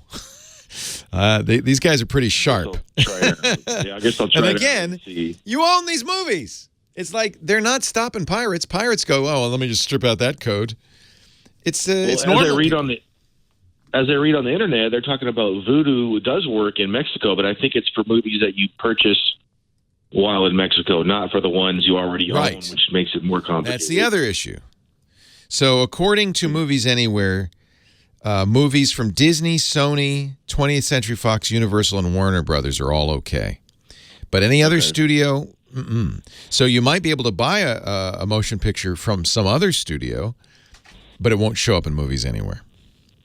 Okay. Well, obviously Vudu's partnered with Walmart as well. Yeah. And Walmart's all over in Mexico. So I think that's the one to use, but we'll see. Where are you going in Mexico? Cabo San Lucas. Oh, I love Cabo. Have fun. Yeah, 10 days down there. I can't wait. Hey, I want to say I love your show. I appreciate all you guys do. And compliment for you. I just think you're so patient. Sometimes people call and I'm thinking that's a dumb question, but maybe my question's a dumb question to someone else. But of course, you never say that on the radio. I'm like, oh, this guy is so patient with people. It's awesome. You ever listen to Bill Handel on Handel on the Law? I'm the opposite. Okay. Bill calls every question a dumb question. But Bill and I are good friends, and we have just different points of view. He's greatly entertaining. I may not be as entertaining, but I do think that really the reason I'm here is not to be particularly entertaining, but more to help people understand technology. Because I think nowadays, whether you like it or not, you kind of have to. Well, that reminds me of when Jimmy Fallon was on Saturday Night Live. He was doing a bit where he would be like the computer tech guy for The Office. Yes. He'd come in and try to help him. And like, move, get out of the way. Get out of the way, let me do it here. But that's real life. It's funny because it's true. Hey, it's great to talk to you. Have a wonderful vacation. I hope you can get your sleep schedule back on track. Oh, I will. Thank you, Leo. You're welcome, Dave. Take care. Yeah, Bill Handel calls his show Marginal Legal Advice. So it's got the... It's got the warning right up front. Bill in Sunland, California. Hi, Bill. Leo Laporte, the tech guy. Oh, Leo. Have I got a bone to pick with you? Uh-oh. I'm in trouble. I'm trying to get my phone to come back on the screen here so I can turn the speakerphone off. Okay. I better not touch any buttons because I'm notorious for cutting the phone off, which is par for this course because I can that pretty much explains how good I am at technology. I'm one of those guys that has self-taught and been able to teach myself to pretty much instinctively fix TVs and fix electronics. Nice. Because it seems that the logic of electricity follows along with my logic pretty good, and we kind of get along. So it's compatible and gives me the ability to actually fix these things. And believe me, it works. And one of my favorite tools before I was fixing flat screens was to use a wooden stick on the circuit board in the old tube TVs, and I'll be damned if I didn't find how to fix them doing it that way. I think that's a military technique, the percussive repair, yes. Well, it's percussive. I am a drummer. So Hey, I have to take a break. Hang on for just a second. We got to take a break. Coming up, news from your local stations and more of the Tech Guy Show. Another hour to go. 8888 Ask Leo is the phone number, and the website techguylabs.com.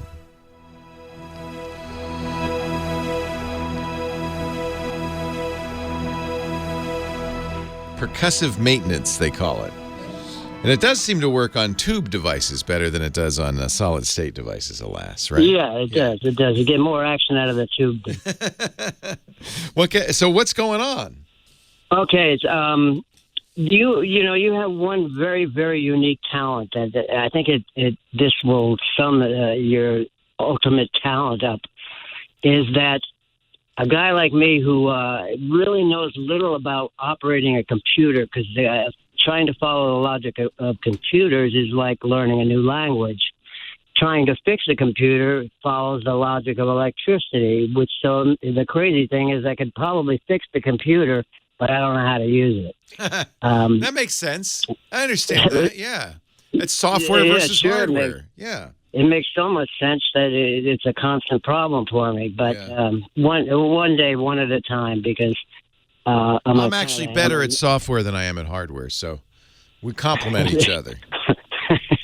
Yes, it does work out that way. Yep. But in that regard, I have such a calming time turning you on each weekend and listening to you talk and converse with people about all kinds of problems that I have no idea, but I feel like I'm right at home with it. Yeah, sometimes I can be too calm and put people to sleep. I've talked to several people who use me to get to sleep at night. Well, that's because they probably know a little more than I do about. No, I think they probably know less, and so it's all just in the background to them. It doesn't.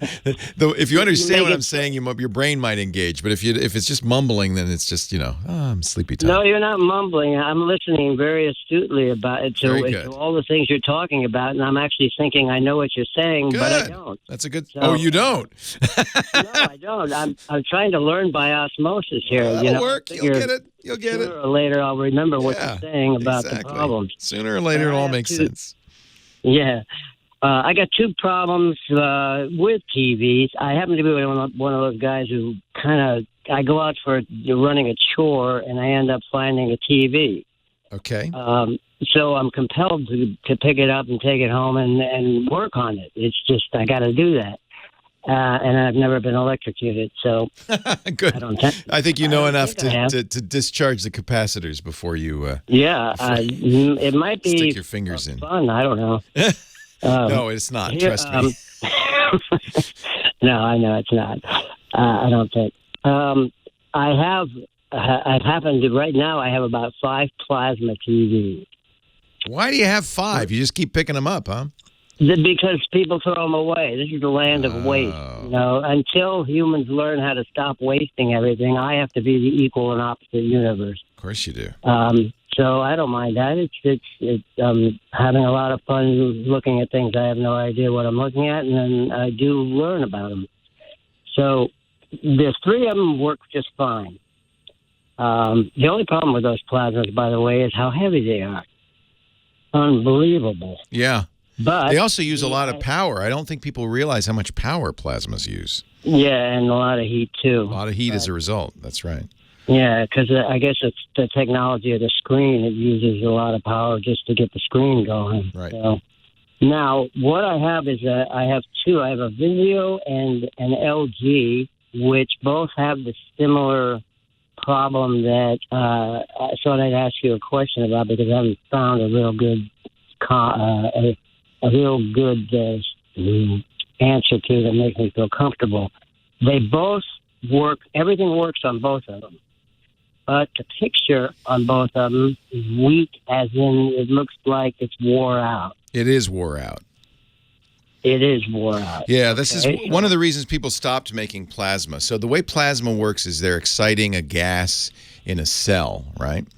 That gas eventually, over time, leaks out of the cell, and the plasma screen gets dimmer and dimmer. And eventually, you got nothing.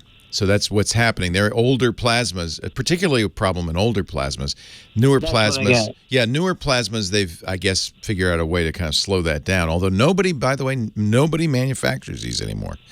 They've stopped. I thought there was a revival of the plasma. No.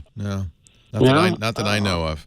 So, and there's other problems with the plasma. They don't work well at altitude because of the gas and different atmospheric pressure. So, where they're getting dim, that's typical of a plasma. That's just normal, and there's no way to reverse that. That's just the way a plasma TV is. It wears out. I got a lot of parts in those, Yeah, well, that's all you got because the screen is useless. But it's all recyclable, so that's important. Yeah, too, so, and you should recycle it. Absolutely, yeah. Yeah, I had a feeling that might be the case with those from what I've heard and everything. But you've put the icing on the cake for that because I have no problem making a little more space in this apartment. It's a little crowded. You have how many plasmas in an apartment? Just the 5, but I've got the other TVs too.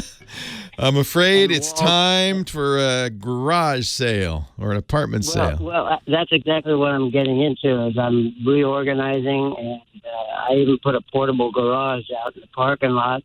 And my whole deal is to downsize and finally get all this stuff organized and sold. So good. That's what I'm doing. I support that. Yeah, it's too much. I had too much luck finding, and I got to do the follow through, and that's what I'm doing. Well, good luck. And if everything gets, if I have to throw it away, or actually I parts it out, or make sure it's recycled. The other problem I have is with a recent Vizio that I had. It's an E40 in the E series, and I've learned a little bit about the E series and the procedure for testing. But I was wondering if you guys know of anything in particular that might typically go wrong with an E-series. No, that's a tougher one. You know, my mom has an E-series that turns itself off periodically. And this is one that's been driving me nuts. We haven't been able to figure it out. And somebody's looking from the inside the TV. Yeah, that's it. And they're tired of the picture. Generally speaking, with LCD TVs, actually all of these direct displays these days, they're basically computers. And nowadays with computers, people don't really fix them. They swap parts. So there is, and I'll put this in the show notes, Scooter X in our chat room is putting up an article, what to do when your Vizio TV won't power on. And so that maybe is something that has happened to a number of Vizios. So I will put this in the show notes. It's from vizhdtv.com. Fix your power problems in 5 easy steps. You probably can Google it, but we'll put it also at techguylabs.com. Interesting. I wonder if this is these are all kind of what you'd expect. That they're not really about fixing it. They're just it's the equivalent of, is it plugged in? That's pretty basic. All right, thanks for the call. I appreciate it. We're going to get back to work now. Well, hey, how are you today? Good to see you. Leo Laporte here. I am the tech guy. Time to talk computers, the internet, home theater, digital photography. We've got smartphones. We've got smartwatches.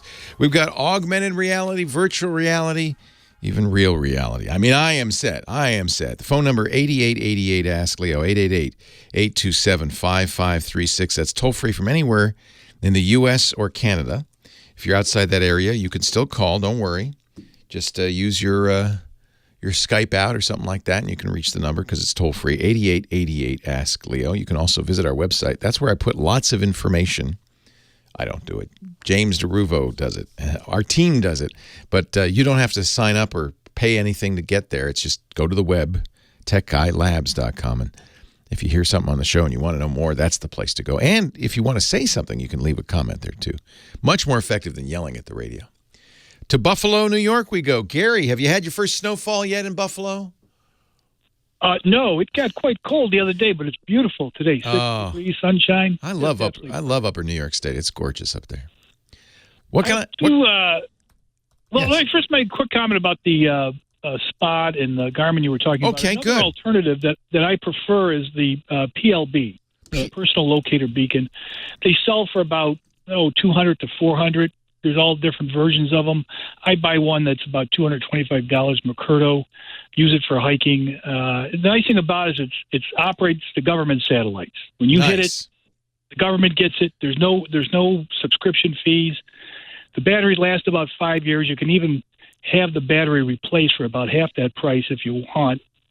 And it just goes directly to the government. Excellent. And, so whatever country you're in, it's an international thing, and I think it's much better than. I mean, the Spots and the Garmins and the InReach, they have a lot more features. But if you just want to get there, you want to rescue there. That's I think the PLB is the way to go. Excellent. Have you ever had to use it? No. Okay. In fact, there's an interesting story when they were first allowed to be used commercially. Yeah. It happened in New York State, in the Adirondacks.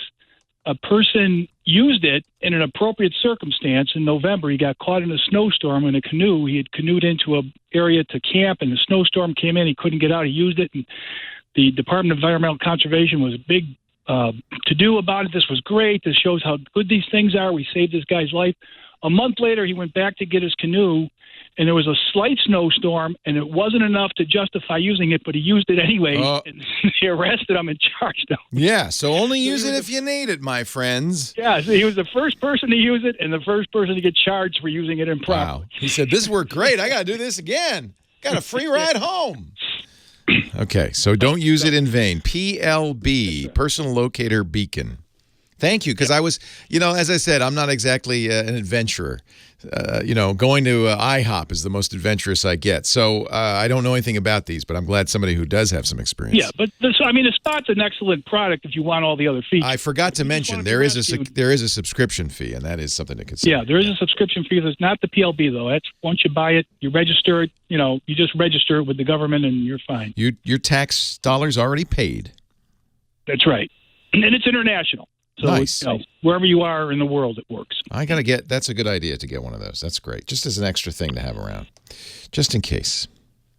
Yeah, I even care because my son lives in the Adirondacks, and there's areas where when you're driving there, there's no cell service. Oh, yeah. I keep mine in the car in case, I'm in a senior. I have a dear in bad shape. Dear friend, former coworker at Tech TV, James Kim.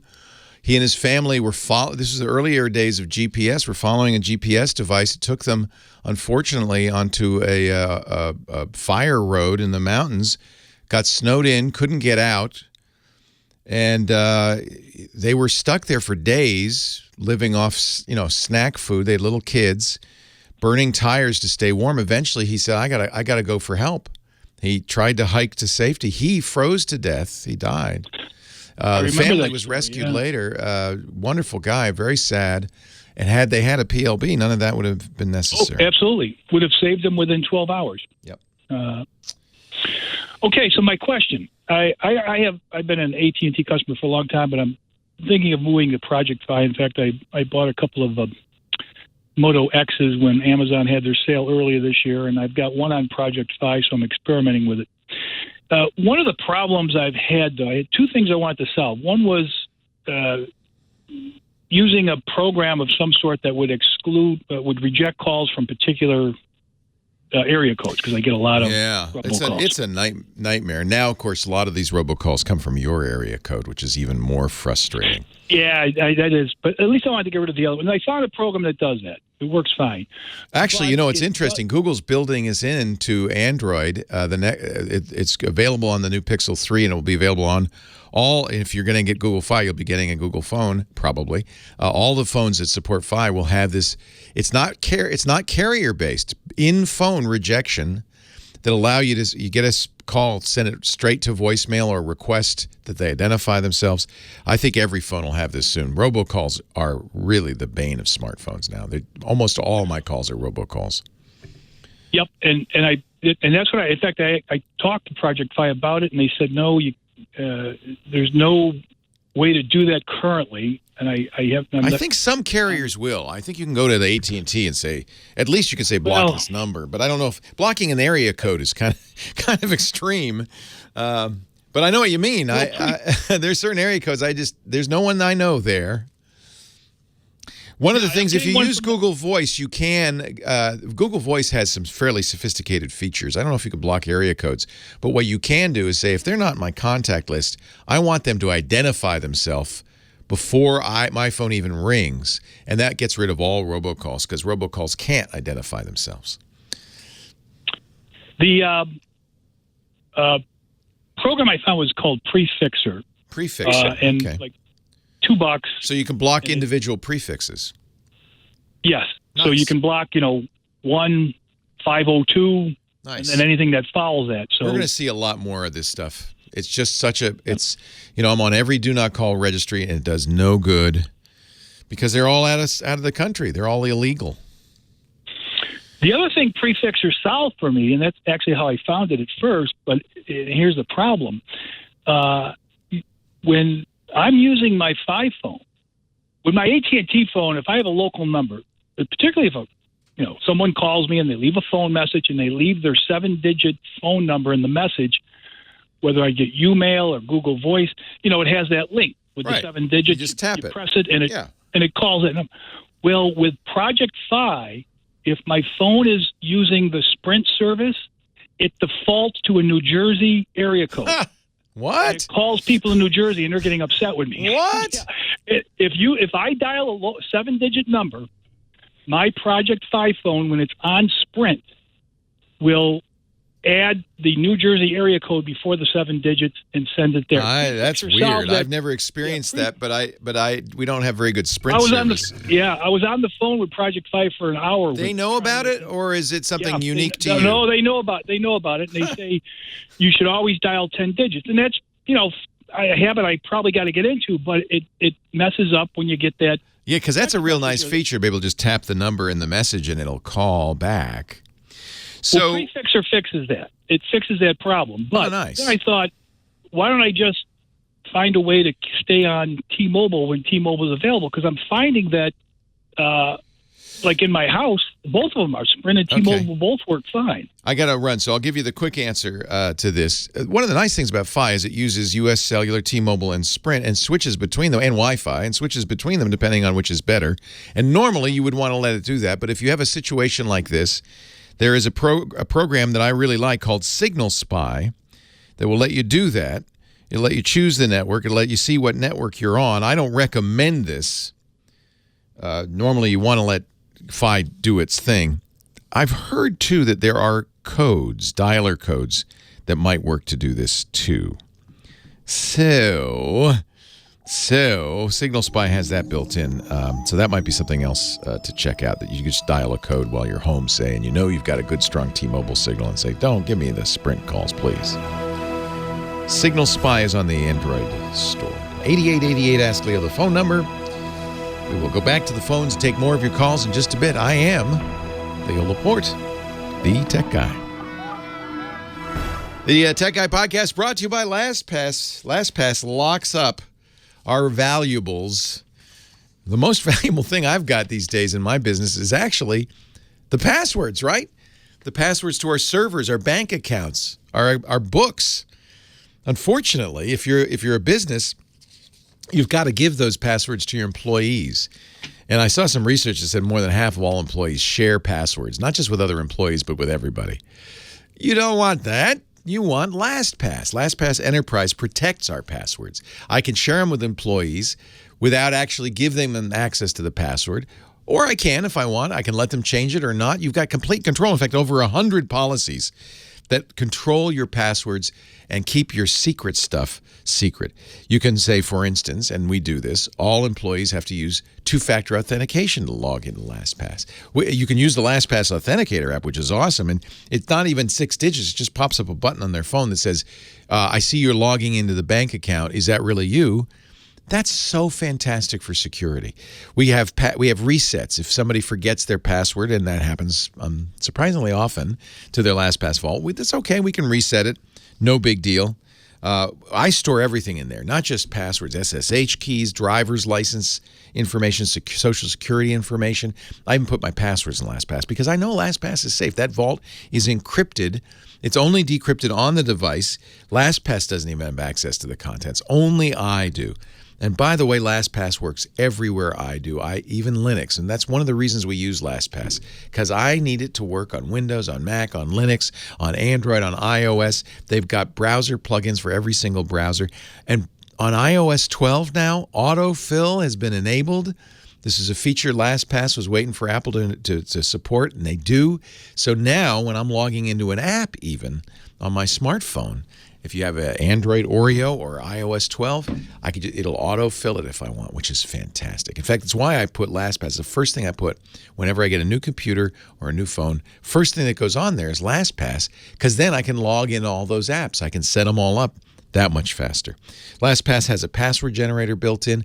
That's important because your employees are going to want to use their cat's name and birthday, and you don't want them to do that. So you can require that they use the password generator and create completely unmemorable, completely random, long, strong passwords. They don't have to remember them, though. LastPass does. That's the beauty of it. You're going to love LastPass. There's LastPass Premium for personal use. If you're not already using it at home, you must. LastPass Family for the family. We do that. That way, I can share passwords with Lisa for all the household accounts. She even has emergency access. So if I, for some reason, become incapacitated, she can, after jumping through some hoops to make sure I'm really incapacitated, get access to all the stuff she needs to settle my estate or help me run my affairs while I can't do it. That is really important. I know we don't like to talk about that, but that's another great feature of LastPass. There's also Lastpass Teams if you have a small team, 50 or fewer, and the Lastpass Enterprise. That's what we use. I believe so much in LastPass. I give every employee of Twit their own personal account. It's one of the benefits we give them because I think it's so important they secure their own passwords. And LastPass integrates the enterprise version with your personal version, so you only log in once and you have access to all your passwords. And if you're a Microsoft Active Directory company, you can even use your Active Directory credentials to log into LastPass, which makes it even easier. Secure but easy. That's the key. More than 16 million people trust LastPass. It's the #1 most preferred password manager. Learn more at lastpass.com/twit today, and we thank LastPass for supporting the podcast and keeping us secure. lastpass.com/twit. Now back to the show. Leo Laporte, the tech guy. 8888 Ask Leo, the phone number. Steven's on the line from the most wired city in America, Tacoma, Washington. Hi, Steven. Oh, hi. Hello, Leo. I have this problem with my PC. Oh, I want to say it's a long-time listener, first-time caller. Thank you. Welcome. I've listened to you since the screensaver days. Far out. So yeah, my Windows 10 won't update, and my Windows 10, I currently have 1803. Yes. Is what my current version is. Yes. It just won't update. It won't update. It won't do it. No. So there are two kinds of updates Microsoft does to Windows. There's the feature updates. 1803 was the spring feature update. We are about to get, if everything goes well, 1809, the fall feature update. They pushed it out a week ago, and it turned out it deleted some customers' data. Microsoft said, no, it's okay. Only 1/100% of customers had their data deleted. Oh, my God, that's a showstopper. So they paused the update. They've tried to fix this. Anyway, 1809 will come out. But the important thing to understand is these feature updates are not critical updates. That's the second kind of update. These are bug fixes and security updates. Those you want. Now, if a blocked 1803 is keeping you from getting hot fixes after 1803, you got to fix it. But as long as you're getting security updates every month on Patch Tuesday, did you get updates last Patch Tuesday? It just says your device is missing important security. Okay, that's bad news. That means that the failure of 1803 screwed up everything. And while I don't think it's important to get feature updates, it's absolutely vital to get the security patches. By the way, Microsoft with Windows 10 is not going to let you, if you don't get 1803 and then 1809, eventually they're going to get mad. It's part of the deal that you got to get the updates, even the feature updates. So we got to figure out why your updates are blocked. Microsoft has a troubleshooter for blocked updates. Usually, if you think about it, updating an operating system like this is, in place as it's working is kind of like, rebuilding a jet engine when flight. It's crazy. So it works most of the time, but if it fails, you got problems. So it's a little utility. Is it called a tech utility setup or something? Or? It's a registry. First thing they do is go look for the Windows Update Troubleshooter. And that's on Microsoft's site. Don't use anybody else's. Okay. So a lot of people will have, information about this, and you can read information, but never get a file from anybody but Microsoft. Exactly, yeah. Yeah.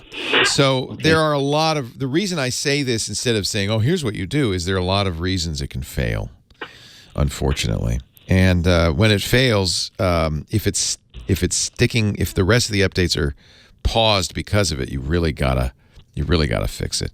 So if you Google Windows Update Troubleshooter and you get to support.microsoft.com, you can run that. It's a troubleshooting tool that fixes common problems. It won't fix all of them, but it fixes common problems. We'll put a link to it in the show notes.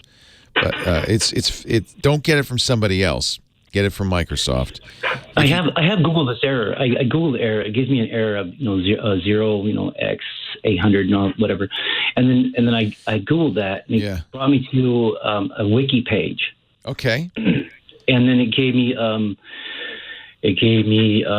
this tech utility setup. Yeah, I'd be nervous about that. maybe it is all you need. But if there is something like that, then get it from Microsoft.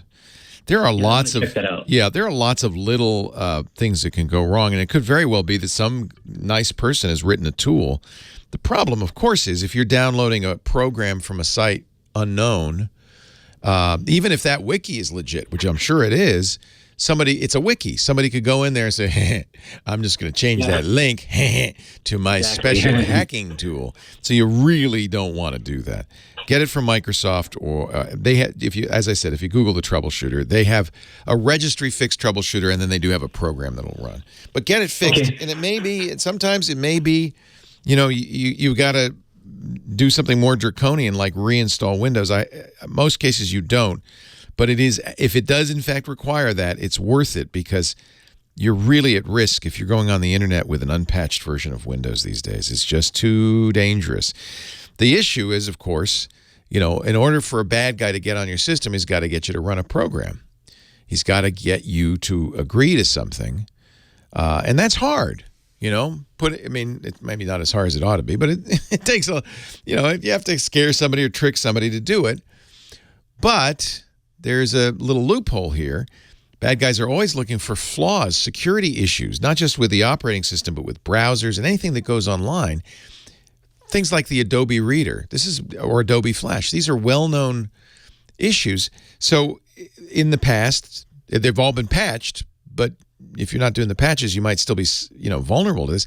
In the past, Adobe Flash had a bug that if you, let me use Adobe Reader instead, because you see PDFs all the time, right? And you need Adobe Reader to read PDFs. And so it's natural to have Adobe Reader on your system. But it turns out bad guys have discovered multiple flaws in Adobe Reader that allow them to create a special PDF. Normally a PDF can't hurt you. It's not a program. But this special PDF can, because it takes advantage of the flaw in the reader to execute a program. Oh, sneaky. Now, how do they get you to do that? Well, they don't have to get you to do that. They just put that PDF on a web page you go to. Most browsers will automatically load the PDF, automatically call Adobe Reader to display the PDF, and boom, you're infected. Completely without any intervention on your part. You don't want that. You want a bad guy to have to trick you at least. Make it as hard as possible. So you've got to have everything that goes online, your operating system, your browser, Adobe Reader, Adobe Flash, anything that goes online has to be patched, has to be fixed, because the minute the patch is put out, bad guys go, aha, there's a flaw. Let's see if we can find it. And you're much more likely to get bit. And they can put these exploits, they call them, these flaws on a website you might even go to. They can embed it in an ad, or they can hack the website. Websites get hacked all the time. Put it there, and you just go to this. You're going to a perfectly benign website. In the background, without any intervention or visible display on the screen, it loads a PDF and you're hacked. You don't want that. You need to be patched. Stay up to date. That's the #1 rule in security. So, of course, we always say don't click on links, don't fall for stuff, don't download files from wikis. But all those bets are off if you don't keep your stuff patched, too. Leo Laporte, the tech guy. Leo Laporte, the tech guy, 8888 Ask Leo, the phone number. On we go with the show. Dee Dee in Pasadena. Hello, Dee Dee. Hi. Hi. Thank you for taking my call. Well, thank you for calling, Dee Dee. What would I do without you? I am about to rent an office space. Okay. And I have a couple questions. They claim that it's free Wi-Fi for unlimited devices, but then they say they throw in like a hard line, and I don't quite get what the hard line's for. I know I have one at the house, and I think it plugs into my router that helps all my Wi-Fi throughout the house.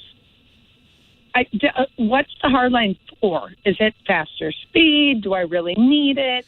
It just comes with it. You don't have to use it. It just comes with it. So your service comes into the wall with a hard line, right? Well, that's what they have. They have like what would be an outlet, but for a cable. Yeah, and it comes in and comes into the cable modem, which turns the signal on the cable. What do you mean a cable modem? Well, what kind of service do you have? Is it from a phone company, from a cable company? Who's the internet service provider? That's what I need help with. I don't know. I'm about to rent this office space. I see. I don't know what. I see. So the people who own the building said, and we're going to include Wi-Fi. We're going to include internet. Correct. I got it. Okay. So they're doing it. Okay. Okay. And so you don't know who they're getting it from, but they're getting it from a local provider of some kind. So and then the reason they give you a hard line is because some people want to connect their computers directly. Is there a benefit to that? It's faster. Okay. And some devices require it. Not everything has Wi-Fi. Okay. So that's kind of normal to provide that. Okay. So you have a jack, and what we call an Ethernet jack in the wall. It looks like a phone jack, but it's bigger. That's what yes, that's exactly right. Thank you for that. Yes. Okay. That's called Ethernet. That's so this is nice. Do you pay the landlord for this internet access, or they just throw it in with the rent? They throw in the jack. I think I'm probably going to have to get my own voice. That's a good question. Very good question. So that's the question asked the landlord, Thank you for throwing in the jack, which is connected to nothing. Thank you. That's useless to you. Ask them, do you provide internet access? Almost certainly they don't. I mean, it's possible. It's pretty typical, though, when you rent office space, that's wired up for internet access, but that you then have to go to the internet service provider that has wired the place up and buy internet from them. Okay. Okay. Quick question about that. Do you think it's a possibility for me to transfer I'm a startup company. So do you think it would be possible for me to transfer my internet company from Spectrum to a building 20 miles away? Probably not. So that's another question for the landlord. You have to ask the landlord what internet is available in this building. And you can't transfer it to your building unless Spectrum has wired that building up. They may have. 20 miles away is not germane one way or the other. If Spectrum's in the neighborhood, they may well have. In our building, for instance, the studio I'm in right now, we have the local cable company wired it up. There's a closet with all of these connections in part of the building, and the cable company's there. So is a local fiber optic internet service provider called SonicNet. I think there's other companies as well, and they're all in the closet. And then you go to whichever company you want to use. It has to be one of the ones in the closet and say, this one is the one I'd like in my office. So I think you're going to want to talk to the landlord and say, tell me what are my choices? If it's Spectrum, you can add it to your existing Spectrum service, perhaps. Usually, cable companies charge differently and charge a lot more for business connections than home connections. Oh, yeah. So, and you want business internet because there's, usually the quality's better, et cetera, et cetera. Right. So you should see what the choices are, and then you might want to do some research by calling the different companies available to you. Just like when you buy a house or rent an apartment. You ask the previous owners or the landlord, well, what kind of internet you get here? And they'll tell you what stuff's been brought in from the curb, and that's the same thing from the landlord. What is available to me on that jack you put in my office? And then I bet you, unless for some reason they're the nicest landlords in the world and they just said, you know what, we're going to pay all the tenants internet access. Most likely they'll say, okay, you have these choices. I would do some research to see what business internet costs and what you get. What'll then happen is they'll wire it up. They may or may not come into your office and wire it up. Probably what they'll do is if you've got an Ethernet jack in your office, they'll just, what they do, they call it light it up. They'll connect it in that closet. There's all those Ethernet jacks go into that closet, and they'll connect that line in your office to the one that's coming into the building, into the closet. They'll connect those. Now you're on that company's internet. And then what you're going to probably have to do is buy a Wi-Fi router. Oh, that's what I was going to say. So if we did that and I found a company that was wired into their closet, would that necessarily be the Wi-Fi that they're offering for free? Oh, they offer you free Wi-Fi? For unlimited devices. Nice. Who's it from? Just out of curiosity. Is it from the company that rents you the building, okay. or? You know what? The company puts it in the contract. It's well, that might be all you need. It depends on how fast it is. There are things to be considering. Oh, okay, we have an inside office, so we're not on an outer wall with a window, so that could cause a problem as well, right? Maybe not. You should go in there with a phone or a laptop and just see what you get and how fast it is. Go to go to dslreports.com on your laptop and choose their speed test and see what you're getting. DSLreports.com. There are many speed tests. You can also go to speedtest.net. Might be good to go to 2 of them. And then test it on your laptop. And then good idea to test it during the hours you'd want to use the office. So go in the morning, lunchtime, afternoon, and see if it's fast enough for you. If that's free and it's fast enough for you, I say use it. Here's the one thing to keep in mind. Your internet service provider, whoever provides that service, and I would find out, does have, like any internet service provider can see what you're doing. So it's got to be somebody you trust. It may be, who knows? It might be the city that's doing it. It might be, who knows? I don't know who it is. It's interesting. So they do offer you free Wi-Fi, unlimited free Wi-Fi as part of the, unlimited devices, she claims. Well, that's when you go to a hotel and they say you can have 3 devices hooked up to you. Unlimited devices is nice. I'd like to know if there's a bandwidth limit. Like if after you download 5 gigabytes, they say, sorry, no more. Because that would be kind of put a crimp in your style.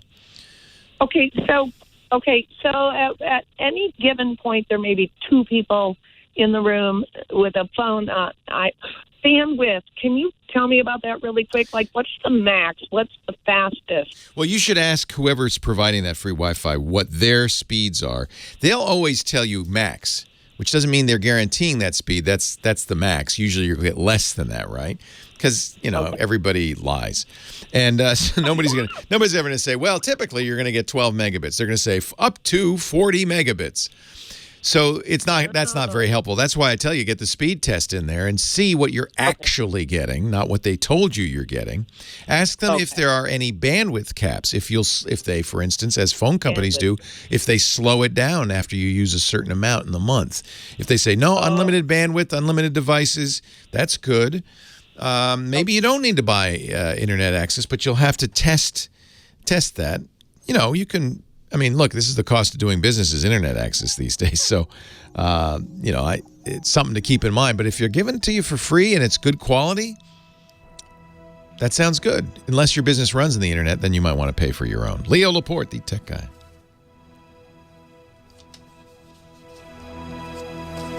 So are you working at a incubator so you said you're a startup? Yeah. So are you, is it a normal office building or are you working somewhere like Idea Labs? It's actually Hollywood Production in Glendale. So it's a huge building with 200 offices. So is it a co-working space? Oh, where you rent space in there? Let me look at this. Correct. Yeah. Yeah, we all have our own, door number. Yeah, that's very typical. That's a co-working space. So they very often offer you as part of the rent. They offer you internet, and usually it's good internet. So so now that I hear all that, you don't need to. They give you the wired jack in case you have like a fax machine or a printer needs it. But most of your devices, your phones and your laptops don't. So this is very common in this kind of place. Do you think I could get a good Dell computer? I don't need an iMac. I don't need a $3,000 computer. What is the business that you're doing? What are you doing? I'm selling stationery. Okay. And so I need a computer that someone can keep track with the distributing company. So all we really need is Excel, internet, maybe some Etsy orders. And maybe social media for some marketing. Yeah. A Dell would be very simple. Are you used to using Windows? Yeah, I've used them both. Okay. Dell or Lenovo. I actually like Lenovo for work. Get one of the Lenovo ThinkPads. They're built like trucks. You can't break them. Wait, how do you spell that? Lenovo. Lenovo. Oh, well, yes. ThinkPads. But don't get the cheap Lenovo's. Get a ThinkPad. They're still, you can get them at $1,000, but those are built like you can't. I got one right in front of me. You can't break these, and they're boring business looking computers. People don't want them, which is good. Right. I'm looking at the Hollywood Production Center right now. I understand now. Glendale. In Glendale, utilities, internet, and phone included. This is it's what we call a co-working space, and I'm looking right at the Glendale property, and so now that I understand that. Yeah, you don't need internet. You wouldn't want internet service. You just use theirs. Okay. That's part of the rent. They include that in the rent. Okay, right. It's what they call a turnkey office space where you walk in. Right. It's got desks. It's got filing. It's got everything you need. Yes. Yeah, that internet service is great. It's exactly what you need. Okay. Okay, perfect. But the ThinkPad would be what I would want for which I'm about to hire a COO. How exciting for you. You're getting a business going here. Oh, my God. And you know what? I actually have radio spots. Good for you. What are you're selling stationery? What are you selling? The envelopes, computer paper, journals. You're like Michael Scott. This is like The Office you got going here. I cannot wait for you guys to start airing my commercials. Oh, on KFI? Did you buy ads on KFI? I'm working with Nate in Florida. Yeah. Oh, that's exciting. I haven't paid for him yet, but I'm working with him. Congratulations. What's the name of your company? Animal Lopes. Animal Lopes. I like it. Do they have animals on the envelopes? They're all hand-drawn art. Oh, how neat.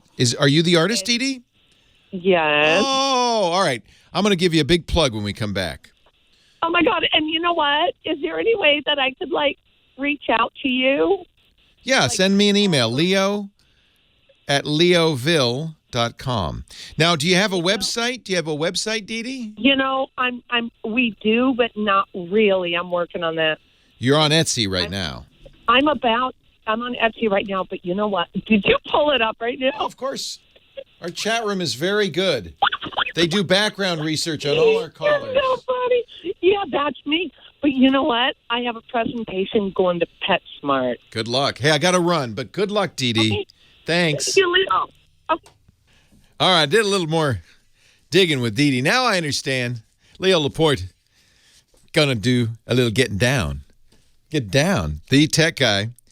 Dee Dee's so adorable. Dee Dee actually is starting a business called Animal Lopes. Hand-drawn art stationery. And in fact, she has an Etsy shop right now. So she has rented what we call a co-working space. This is all the rage right now. If you want to start a business and you don't want to start it from scratch, believe me, I know how that is. It's expensive. You got to buy furniture, phone systems, internet systems, all that stuff. You can go to a co-working space. She's gone to a co-working space in Glendale. It's called Hollywood Production Center. And it's a turnkey office space. It's got the office furniture. It includes phone and internet. So the Wi-Fi they've got is fine. That's included in your rent. And this is a huge thing. In fact, it's such a huge thing that one of the biggest turnkey office companies in America, WeWork, has just been acquired by a Japanese company called SoftBank for almost $1 billion. Not exactly an acquisition, an investment for almost in the Vision Fund, almost $1 billion. So this is a big business because there are a lot of people like Dee Dee, and I think this is great, who want to start their own business, and they want to do it simply and easily. So it's a turnkey office space. And part of the turnkey is, you walk in the door, you turn the key, and it's ready to go, is it has office furniture, it has a phone system, and it has internet. So Dee Dee, there's nothing more you need do. You got it all. It's right there in the building. And I think a lot of people, are starting a business, or maybe you're an attorney, or, you do any kind of office work. This is a great solution because you don't have all the headache of having a lease and having I see them springing up all over the place. So now that I'm sorry, Dee Dee, I was thick. I was dense. I didn't completely understand what you're talking about. Now that I do, and I'm looking at the website for where you're going, you don't need internet. You've got internet. Use their Wi-Fi. And it's lovely. They have an Ethernet jack in case you want to use a hardwired system. And by the way, if you want to see Dee Dee's Animal Lopes, she's on Etsy. Just search for Animal Opes, like envelopes with animals or something. I don't know. It's kind of cool. There's quite a few of these now.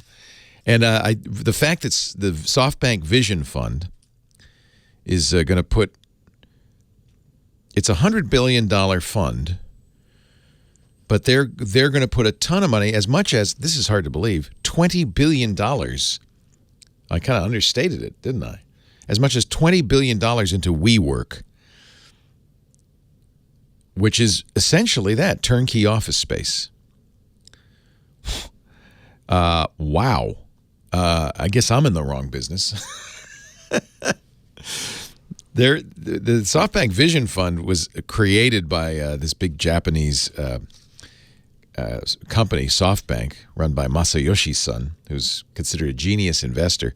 And they had $100 billion to invest, but they're going to put like as much as a quarter of it into this one company, which the press bills a real estate giant. It's not, I guess it is real estate, right? They rent office space, furnish it, and then sublet it out to small companies.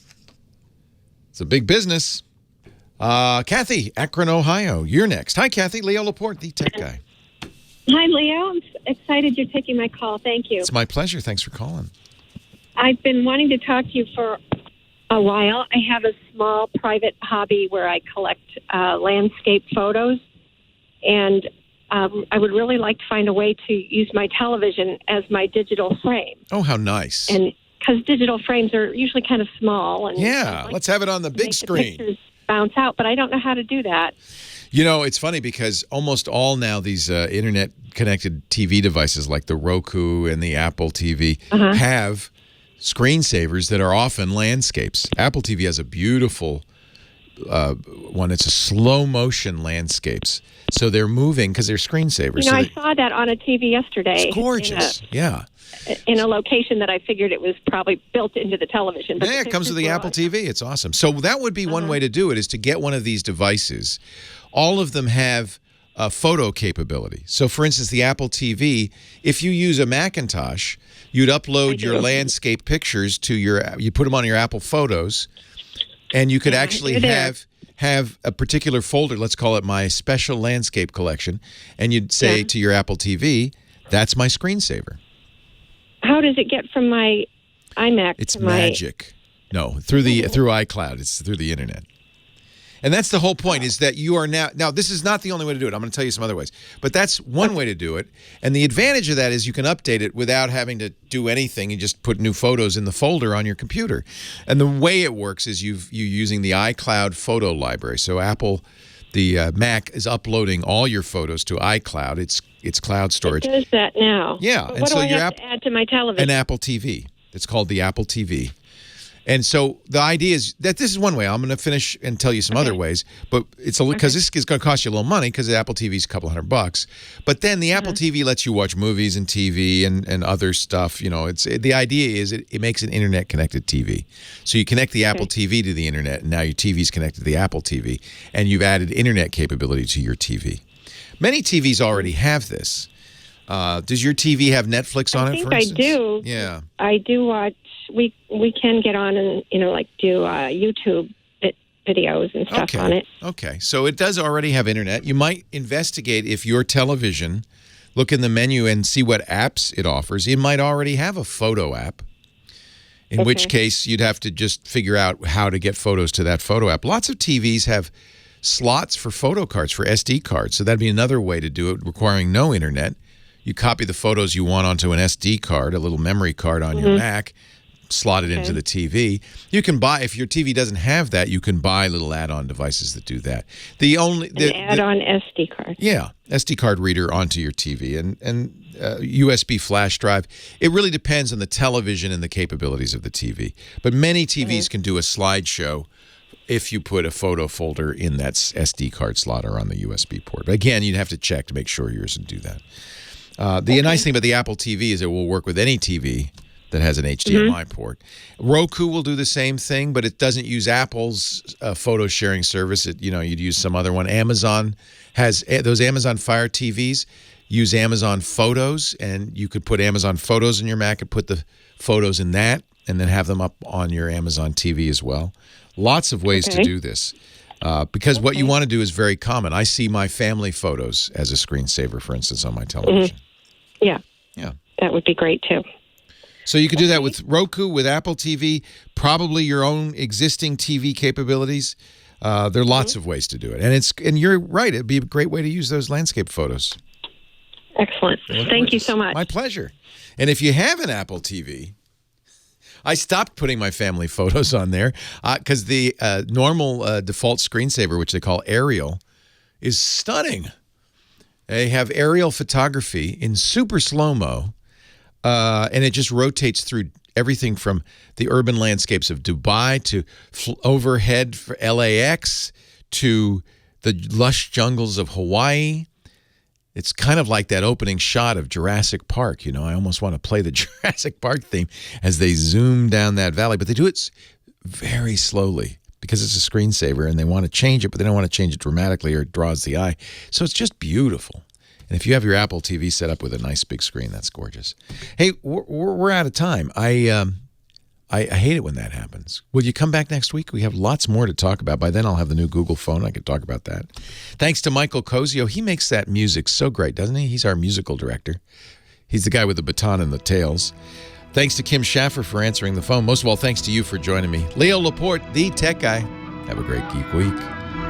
Well, that's it for the Tech Guy Show for today. Thank you so much for being here. And don't forget, TWIT, T-W-I-T. It stands for This Week in Tech, and you'll find it at twit.tv, including the podcasts for this show. We talk about Windows on Windows Weekly, Macintosh on Mac Break Weekly, iPads, iPhones, Apple Watches on iOS Today, security on Security Now. I mean, I can go on and on and on. And, of course, the big show every Sunday afternoon, This Week in Tech. You'll find it all at twit.tv. And I'll be back next week with another great Tech Guys show. Thanks for joining me. We'll see you next time.